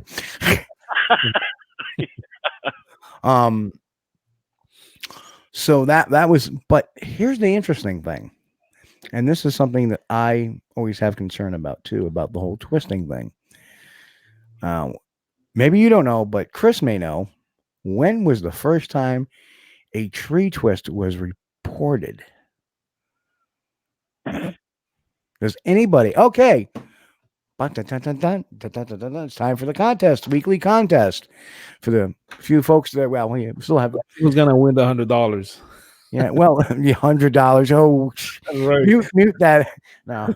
This is a low budget show. What do you mean low budget? This is a no budget show. You gotta catch them though, But anyway, we'll throw out one While of the while we're waiting for an answer, Steve, I'd like to go on a little bit about the stick structures. Well, I'll answer that question. The first time we ever heard of it really was the Jacko case. Okay, yeah. When they said that it was twisting tree limbs. Yep, that's really the first time it was. Strange way of breaking branches by wrenching them, twisting them, or wrenching them with his hands. Pretty cool. Wow, the chat room's hopping now. We wake him up, bro. Now, I've seen those videos on YouTube where these guys are talking about stick structures, and they'll show like a little X or something. A couple of limbs have broken off or something. Well, I can't see anything in that. That doesn't. Steven, eat Snapple. But now, what I call a stick structure would be more or less, I call it a day blind, and that would be like a lot of branches and trees piled up, looks like a brush pile. Right. And when you start looking at them, you'll notice that none of the ends have been sawed, machined. They've not been cut; they've been broken and drug there and piled up. And that's what I call a stick structure. Okay. But, you find those out in the middle of nowhere, 3 or 4 miles away from civilization, from the nearest highway. Right. And that's something to be looking at. I want to mention something about tree structures. Again, guys, coming from Costa Rica, we have jungles down there. Right. And what I mean by jungles is dense in there. You go out under these canopies, it's almost nighttime. It's dark. Okay, so you get to see so many structures, like it really make you wonder. But at the same time, that this tree's been there for so long, so many years.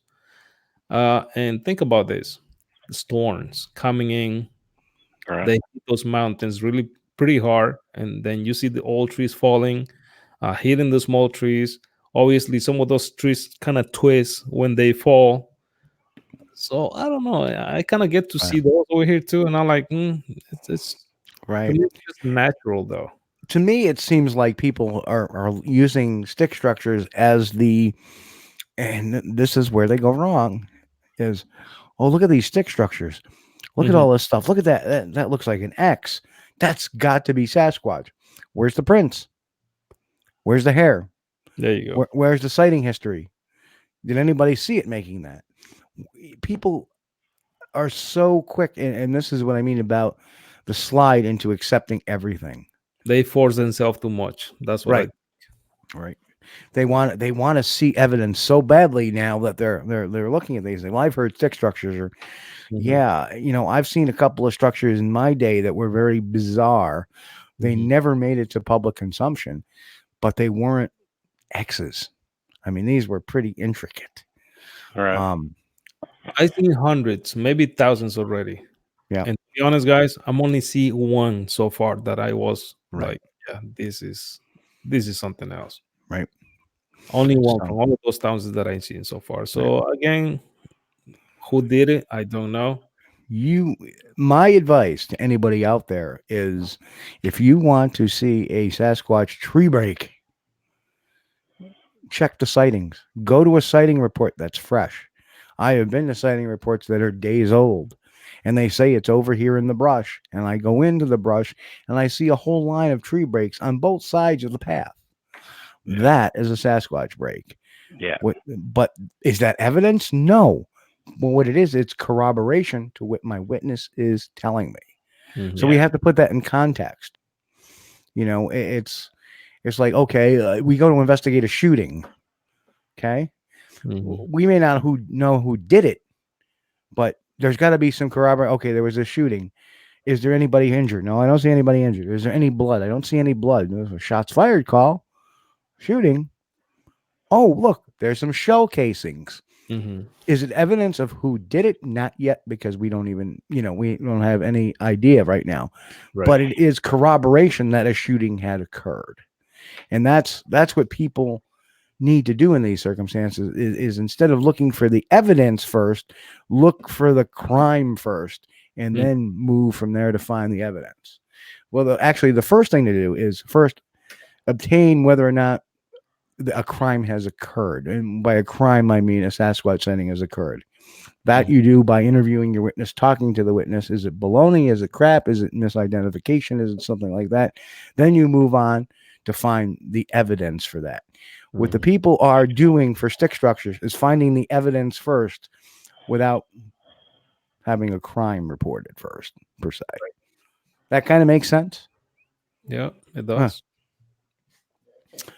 And it's just investigation 101. Yeah, I like it. It's in the book.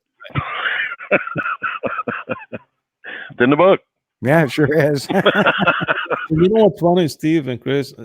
Some of the things we already know, but sometimes we kind of forget, So it's nice when somebody just pops from nowhere and remind us that not everything out there is a Bigfoot. Not every falling tree is an instructor. Right. So. And there is this one cat out there who runs a website called How to Hunt. And he has gone down the dark path saying that Sasquatch is a demon.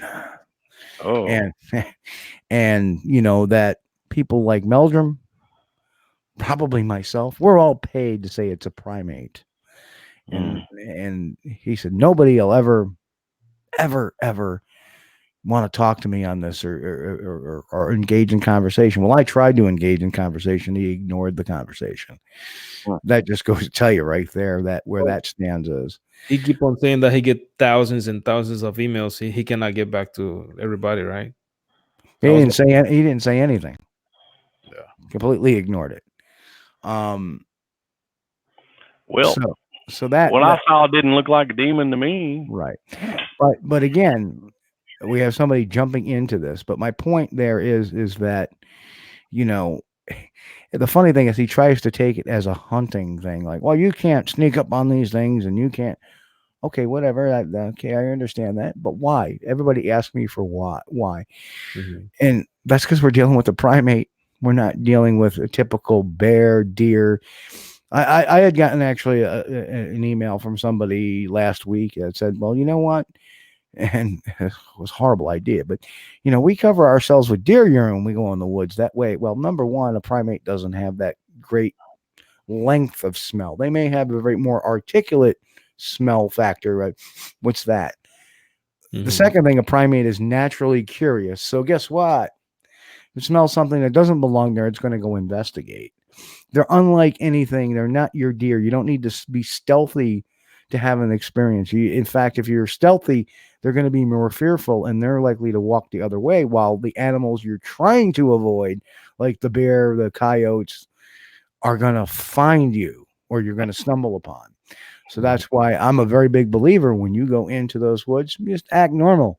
You may be dressed in camo and whatever. And the reason for that is because you never know when you have to go dark, especially when the woods of the forest of the United States. Well, every once in a while, you may come across something that's not necessarily legal. So you want to have yourself protected, armed, and especially if you're going into an area you don't know. I can't tell you how many times I have walked into grow operations when I've been traveling the country and stuff like that. And you're like, uh-oh. What's that building over there? Is that a meth lab? Time to go the other way and quickly and quietly. So, so that's why some of the OT asked me, no, I really don't follow him all that much. I've caught snippets of what he's been saying on different other channels. If you want to, probably Chris Noel's channel, NOEL, he does a lot about how to hunt. I really haven't touched that, except for I came out with a blog and I took it down because I really wanted to engage him in conversation about this, figuring maybe there's some middle ground, but he totally ignored it. And then like 3 weeks later, he made a comment on one of his things and, oh, nobody will talk to me. Nobody has the courage to talk to me. Well, that's funny you're saying that because I sent you a message 2 weeks ago. So, and that's usually the case with people that espouse this. Oh, nobody will talk to me, and they just ignore your requests. It's nice to hear you saying those because I've been reaching out to quite a few people that you guys see on TV, people that you guys see on YouTube, and it kind of catch my attention again. Hearing from you, Steve, that you're also reaching out for people like those because, and I'm not saying that it is nice to create drama about the topic, but it will be nice to sit down and talk to this person about his thoughts, like for real, not because of money, not because he wants to put his name out there or even make money out of it, but because you really want to sit down and talk to Edward, because you really want to talk to Chris. It would be so cool if we can get to do that. And I could tell folks, and this is the God's honest truth. I have never been paid to do a Bigfoot show. Never. Or a ghost show for that matter. Never been paid. Because I've done some paranormal shows. I've done that. The only show I was ever paid for was the Loch Ness thing. That's because it took me out of play at my job for 12 days between traveling and getting ready for travel. And you got a vacation in Scotland while you're at it, Sure did. Paid vacation, huh? Sure did. I got a paid vacation to do Loch Ness. But that's the only time I've never the money you make on book writing is not the greatest. I'm lucky because I've made more than most because of the way I market them and the way, I sell them. And that just refurbs the cost of some of the stuff I'm doing here. That's why we have a Patreon page, in case folks didn't know, is that this, I don't pay for the free version of StreamYard. So that's not free.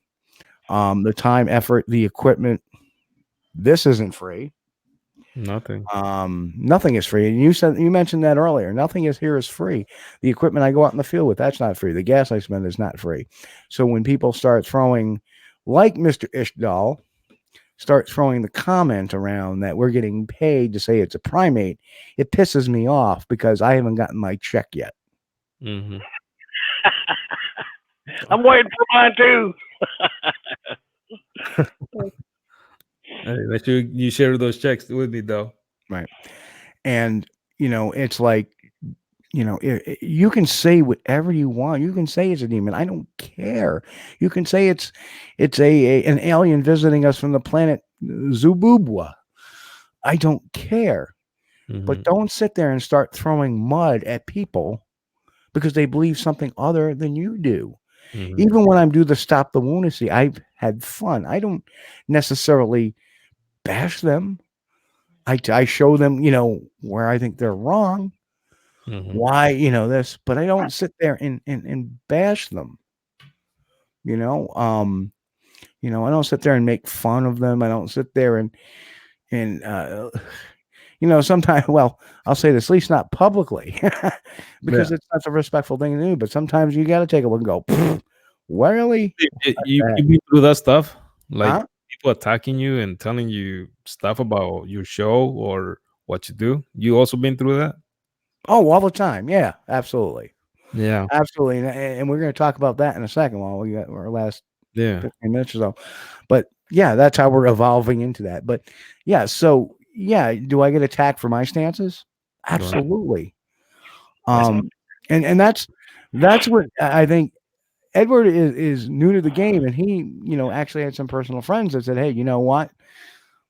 I think what you're doing is wrong," and he's simply just being out there, being a good representative. He's talking to people, learning, and go ahead, Chris.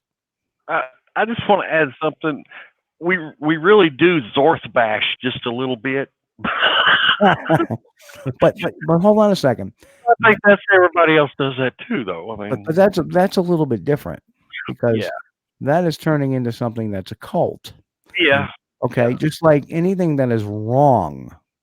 Yeah. We will bash. Yeah. But the But some dudes out there saying, Bigfoot is a demon. Well, the one that I've seen didn't look like a demon. And Five Hazel said the online competition isn't pretty. I don't have any competition. I don't care about competition. My job is to put the truth out. Right. Good, the bad, the ugly. It does not matter. Amen to that. Right. So when you get negativity, when not everybody's going to like what you do. Well, that's the beauty of this country. You don't like what we do, turn it off. Or you're going to keep listening and give me more ratings to hear what you don't want to hear. Right. But reality is a tough thing. It's something that my father taught me. Reality is a tough thing. The world's a tough place. If you say you have a Bigfoot, if you say you're talking to Bigfoot, well, then, damn it, you ought to be able to show us you've been talking to a Bigfoot. Yeah. That's the way of the world. If you go outside and say, hey, I can sell 100 cars for you, using this as an example, well, what do you expect me to pay you now? Because you say you can sell 100 cars, sell 100 cars, and then we'll talk later. Right. Yeah. All right. That's the reality of the world. What the folks here is fantasy in all aspects, in reality, in all aspects. The reality of it is, and this is something, is that we're fighting a losing cause, and we've been doing it for 70 years now, almost 70 years. The community has always been bad. Don't think that the community has gotten worse. It's always been this bad. The four horsemen had a lot of animosity towards one another. All of them. Why? Right. Don't think Roger Patterson wasn't involved in that animosity too. Yeah. Bob Titmus, Paul Freeman, all of them were involved in animosities. So if we learn anything by the past, it's going to stay the same. So you have to kind of put your gear on and fight for your cause and just stay the course. That's it. That's all you can do. And that's what I would say to you, Edward, because Edward has gotten, and some of the people were personal friends of his, and he felt attacked. Yeah. And stay the course. Stick to your guns, because when you're right and the truth is on your side, and thank you for reminding me of that, Mick. You give people a fair shake regardless. People condemned me in 2008 for giving Biscardi a fair shake for about a week, if that, for about 2 days. but I just needed the evidence. You don't condemn somebody when you don't have the evidence. Never, ever. I don't call somebody a hoaxer unless I see stuff in front of me saying they're a hoaxer. That's why the folks at Expedition Bigfoot, I can't call them hoaxers.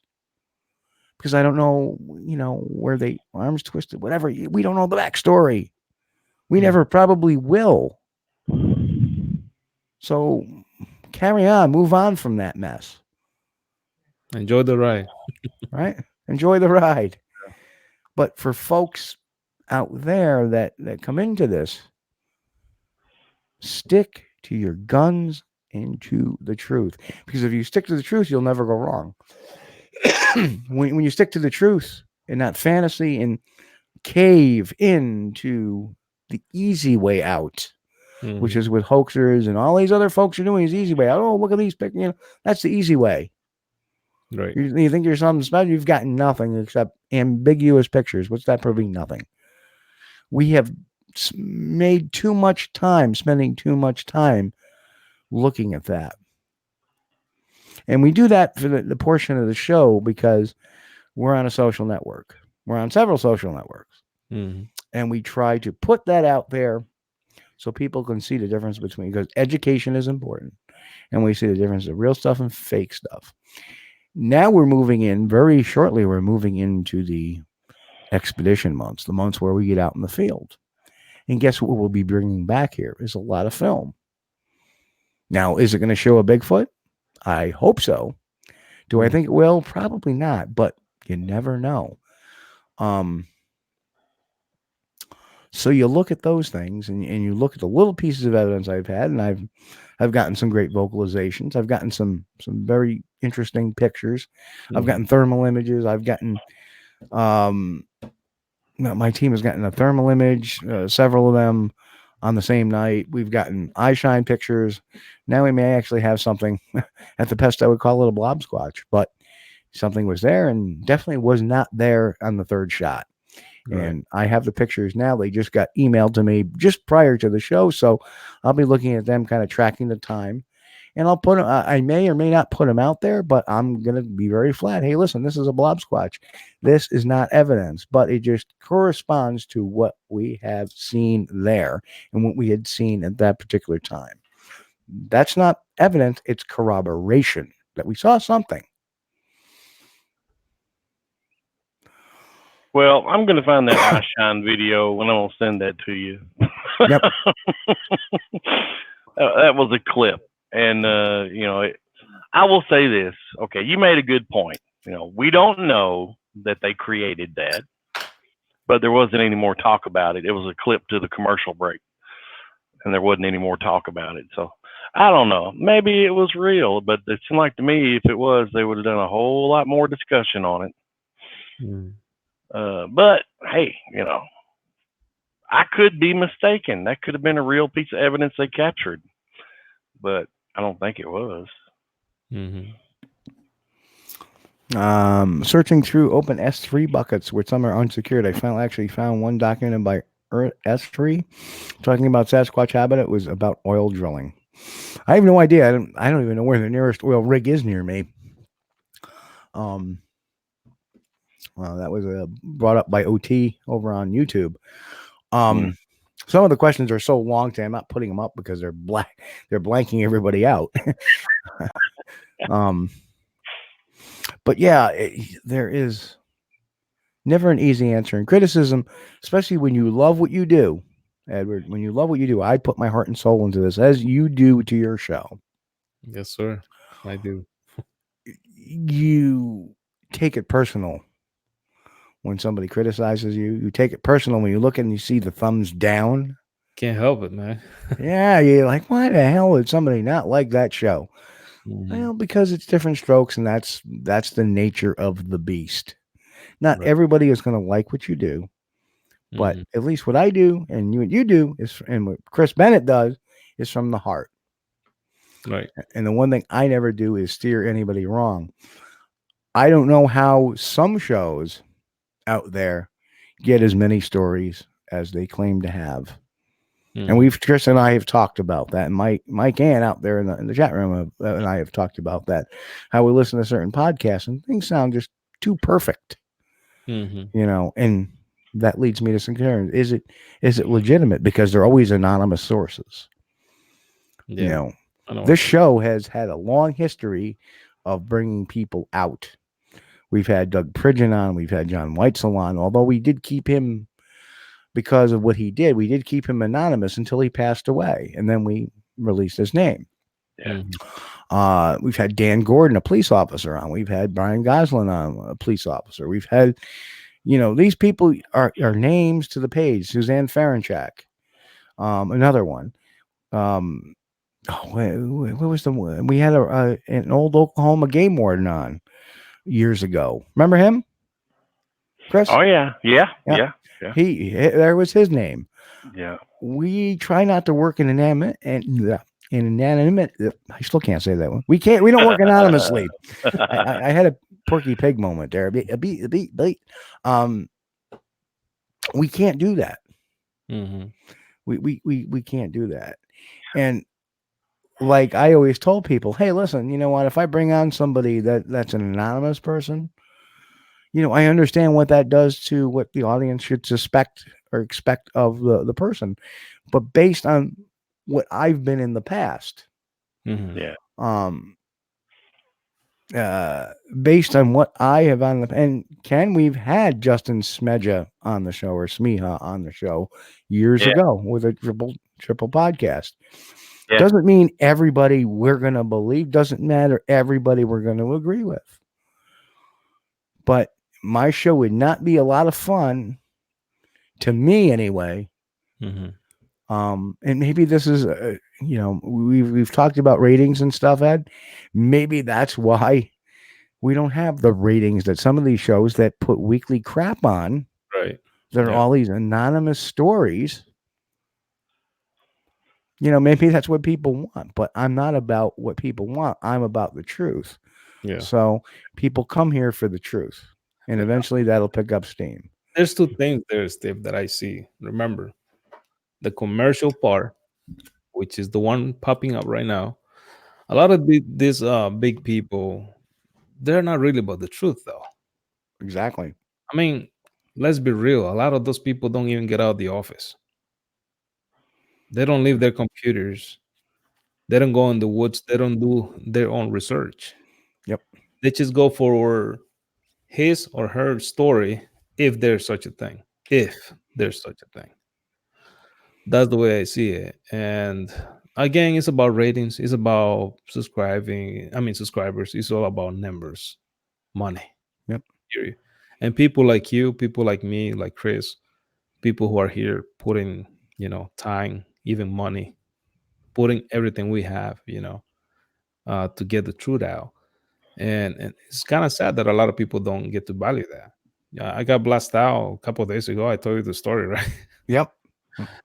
I mean, bad, like really, really bad. And this is not the first time, Steve and Chris. I've been getting very negative comments, even private messages. If I go to my Facebook right now, these people already delete their accounts. The message is not even there no more. Yep. They come over and drop a freaking Bible message. It's so huge. I get tired of it. I don't even finish it because it's all bad stuff. Like this guy saying, "What the hell are you doing in the Bigfoot world? Do you even know what you're doing? You're affecting everybody. You're like an infection." That's what he says. Wow. And I'm like, wow, thank you. Thank you so much. And they're not Bigfooters, are they? He didn't even let me answer back. Yep. I don't know what happened, but well, you know what it is if you're getting complaints, especially this early in the game, if you're getting complaints, you're doing it right. Yeah. You're doing it right, because if you're putting out the truth, not everybody likes the truth. Mm-hmm. You're putting out stuff that people want to hear, but some people don't want to hear. And when you go against their grain, doesn't matter whether it be the political spectrum, whether it be, the religious spectrum. Oh my God! Oh, also, No pun intended. You do all that, and Cryptoville said it right. Haters equals you are doing something right. Well, I agree and half agree with that because Rick Dyer has a lot of haters. But anyway, yeah, that's the way we just got to roll it and roll the dice and go. Yeah. And like this guy, what is it, Chris and Steve telling me, dude, I was expecting so much more from you, and you disappoint me. That was the first comment. I'm like, what is he talking about? So I keep on. Now he's like, I know you for years. I've been following for years. I know who you are. I know what you've done, and I always get to admire you. But now, dude, you're just sitting behind a stupid computer. Listen to this, like an entertaining people who are just home doing nothing, and maybe they're just freaking losers, and you're falling into the same thing because these monsters are not even real. None of this is real, and you know that, he says. So stop wasting your time, stop wasting people's time, move on, be somebody, do something right for yourself and right for other people. how So selfish is that? that's what he says. Stop believing crap. And if you think about that, how selfish is that? Almost. Because he's not. You're doing what makes you happy. Exactly. You're doing what makes you happy. You keep on keeping on. Right. He's just bothered by it because of his own needs. That's a selfish break. If you're doing something, you're harming nobody. You engaged a new hobby. Right. What does it matter? Well, I took up bowling. Oh my goodness, you realize what you're doing is wrong. You realize you can get carpal tunnel syndrome from bowling. And then what are you going to do? You can't make a living with your kids because you got carpal tunnel syndrome from bowling every few nights. You can make up 1,000 excuses why people can't do things. You're going to go skiing. You know how many people die going skiing? You should be ashamed. Right.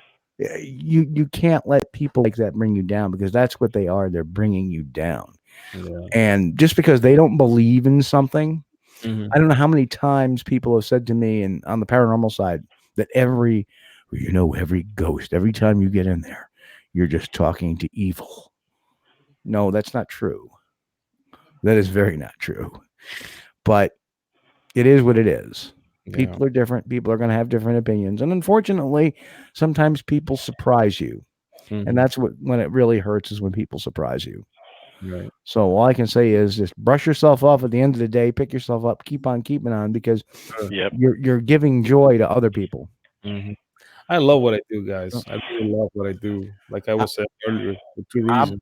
Number one, obviously, with the number of subscribers you have in the short time you've been on, you're doing the right thing and you're giving joy to people. So the heck with them.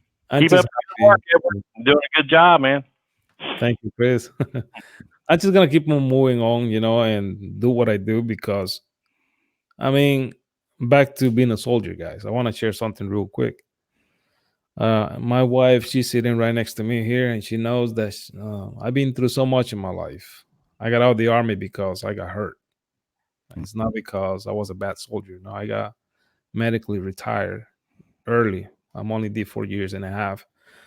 I was in the 82nd Airborne Division, and I got a bad landing. I got off a plane in the middle of the night with a parachute that it didn't deploy. Oh, so I almost lost my life that night. Since that day, my life changed. I've been through many surgeries. Got diagnosed with TBI, PTSD. PTSD was there. I just didn't know that it was there. Remember, I just got back from Afghanistan a couple of months before that happened. So I've been through a lot, and unfortunately, I put my family, even my poor wife, through hell. Not because I wanted to, though, but because of my physical pain, mental pain.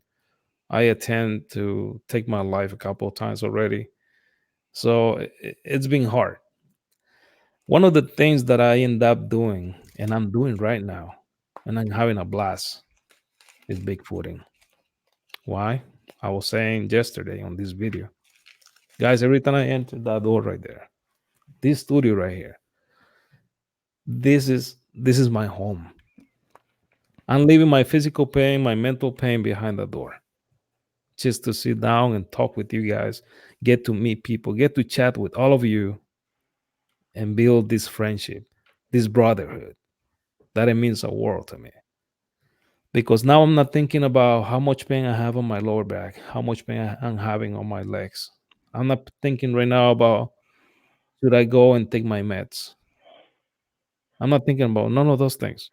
I'm just thinking about what we're talking, and I love it. So this is the other side that people don't see. It's just easy to pick up a phone, pick up a mic, and blast somebody out, and say what you have to say. But you cannot really dig into their minds and see what's going on with these people. Mm. I'm a Christian guy. I love Jesus. I love God. He saved me from so many. And I said it yesterday again. He is way bigger than Bigfoot. He's way bigger than anything in this world. I seen it myself. He saved me from so many situations in my life. And I am so thankful and no shame to talk about him. Never. Because if it wasn't him, I shouldn't be here right now. Period. So I guess these people hate the fact that I'm talking about something that is not Jesus, but Bigfoot. They cannot comprehend the fact that I got my own beliefs when it comes about crypto stuff. I've been through stuff. I've seen stuff. I told you guys my story. They don't know. They don't need to know. Because even though if I go and I call them up and say, hey, this happened to me back in 1994, guess what they're going to do? Yep. Right? So I don't really care if they want to believe me or not. I don't need to lie because, again, like you say earlier, Steve, I'm not making money out of this. This guy It's not about money. trash saying, oh, you're doing this because of YouTube, because you're making money. Guys, you know how much money I make this month so far? $11 out of YouTube. That's $11 more than we made, Chris. Well, I'll tell you what, that's nothing, guys. I Yeah. mean, think about it. Yeah. With all the thousands of dollars that I'm already invest on my studio equipment and everything like that, I mean, it's not even worth it. 101st, there you go. Never born. That's cool. So that's my story, guys. I'm not doing this because of popularity or because of money. I'm doing this number one for myself. I think it's a huge help. Therapy, number one, spiritually, physically, because I get to go in the woods and hike. I couldn't walk for 2 years almost. I learned how to walk again. They make my left leg out of other people's parts and screws and metals. It took me a couple of years to finally walk, but again, that's something that people don't know. I was that guy who wouldn't go out and talk to nobody because of my PTSD. I feel attacked and watched 24/7 by who knows. I didn't want to talk, not even to my own family, not even my own family. And now I feel free that I can get on a mic, get back to the world, and share my story. Get to know you guys. This is what is saving me from my past, and I want to keep on living. I think I earn a piece of earth to be here for now, and hopefully a piece of heaven one day.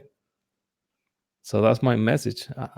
Give me a chance to be here. Give me a chance to do what I love. I know I can give some, I can teach some, and maybe I can learn so much from you guys as well. All I need is just a chance. That's it. Well, Happy with it. if one thing you've taught me tonight, and that's that we are very privileged to be here, and that kind of attitude really should embrace us, no matter how discouraged we are about what's happened in the last 70 years in research. We're here. We're having a good time. Have some laughs about Zorth and gang, and press on. Yeah. And to you, I say, my brother, that you have two great friends now. One here from New York and the guy downstairs from Kentucky. Thank you so much, guys. And you have like I said, you have an open invite. Anytime you want to come up and Squatch, you want to make that trip, because I know where the hot areas are up here. You're more than welcome, my brother, to come up here and hang out, have a barbecue. We'll go find some critters and make it happen. Yes, sir. And I appreciate that a lot. And but we're running out of time, and people have hung in. Oh, wow. We went over. We sure did. That's okay. We went under last week, so we were equal it out a little bit, yeah. But that's okay. It was a message that had to be put out there. Yeah. And I'm so glad that it was that message that we saved for last. Well said. Yeah. Well said. And to you, my friend, again, thank you for your service. And as you can see, I know some people are asking for your site. That's why I put the YouTube page up there. You can get all through that. All the links are on that page. So if you can get to that Bigfoot Quest YouTube page, very easy. Just type in Bigfoot Quest and it comes right up. So go over there. You can get all the links there right there.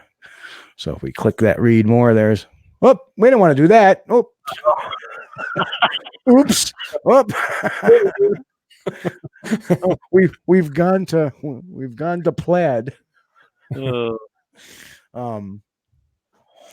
But really, what more can I say? Again, thank you for your service. Well, thank you. You know, I am so glad you're part of our country. I'm so glad you decided to come here. Yes, sir. It was my dream job, guys. It was my dream job, and I'm so happy that I get to make it. I thought I was not gonna make it, but I did. And you not only made it, but you showed a lot of people what a good citizen is. Yes, sir. I mean, that's unreal. And to you, sir, I say God bless you. And I don't say this much, but I'm a Christ follower too. So, nice. God bless you, man. Thank you, brother. And but anyway, we're gonna carry on, and we'll continue our conversation a week from Friday. So I can't wait to be on your show. We'll raise a little ruckus, have some laughs. Maybe I'll bring my Zorth blow up doll. I don't know. We'll have some fun. But anyway, is Chris coming to the show as well, or if he wants? We'll let Steve is the spokesperson, man. I'm just second chair here, you know. He's the color commentator. I mean, I wouldn't really mind. I would love to have you both guys, you know. Once again, Squatch-D TV sponsored by Snapple. You know, Edward, you don't know the joke behind that. What is it? Tell me. It's quite. All right, hang on. We got a few minutes. We might as well have a little fun. Okay, so hang on a second. I got to pause this for one quick second. Okay. Hang on, I'm going to mute you guys for 1 second because we know what happens when we don't.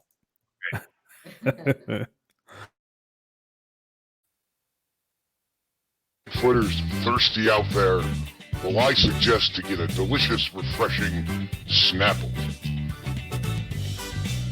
Yes, even the most famous Bigfoot rush to the store to get themselves their favorite beverage, a delicious peach Snapple. No need to be cranky when you can just ask your loved one for a delicious beverage. You got it? Joe, give me a Snapple. And don't be in such a hurry. There's plenty at the store.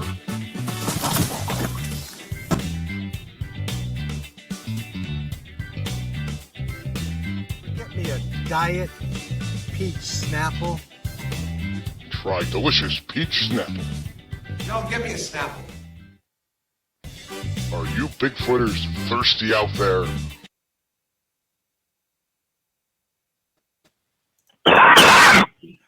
Sorry. So that is the peach Snapple commercial. That's why, huh? That's pretty funny though.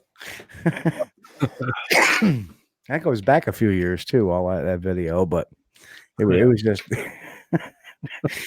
so that's the joke between Peach Snapple. I had to show it for you because you weren't getting you wouldn't have gotten a lot of people say that too. It's a running joke. Every once in a while, I'll sit there and I'll pull a bottle up of Diet Peach Snapple and I'll start to drink it too, which is funny.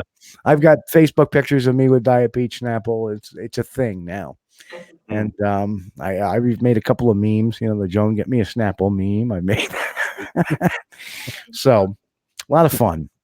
But that's what happens when you've been doing this as long as me, is that So anyway, folks, I think it's time we wrap up. I want to thank everybody for sticking in with us tonight.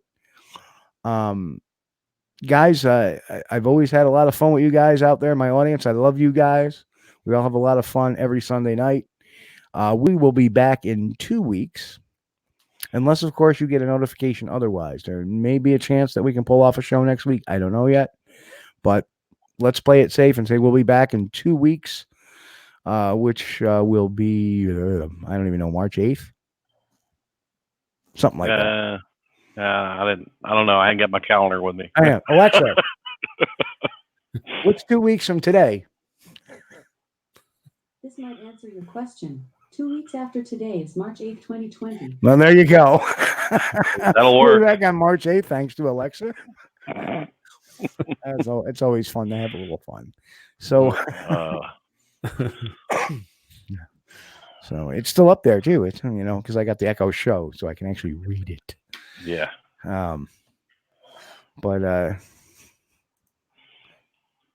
So anyway, folks, you're going to have to be on your own next week with your own Peach Snapple. But as always, we like to tell everybody, have a safe and great 2 weeks. God bless. And of course, keep on squatching, folks. We'll catch you all here next week 2 weeks on the show. Wow. I almost said next week. Oh,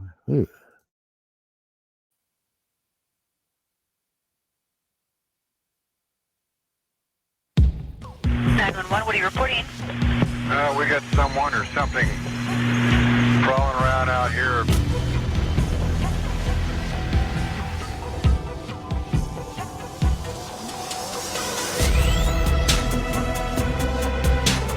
All I can remember is flipping the light on, and I see this creature, and I knew in my heart, I knew in my mind, the whole night, this isn't a man.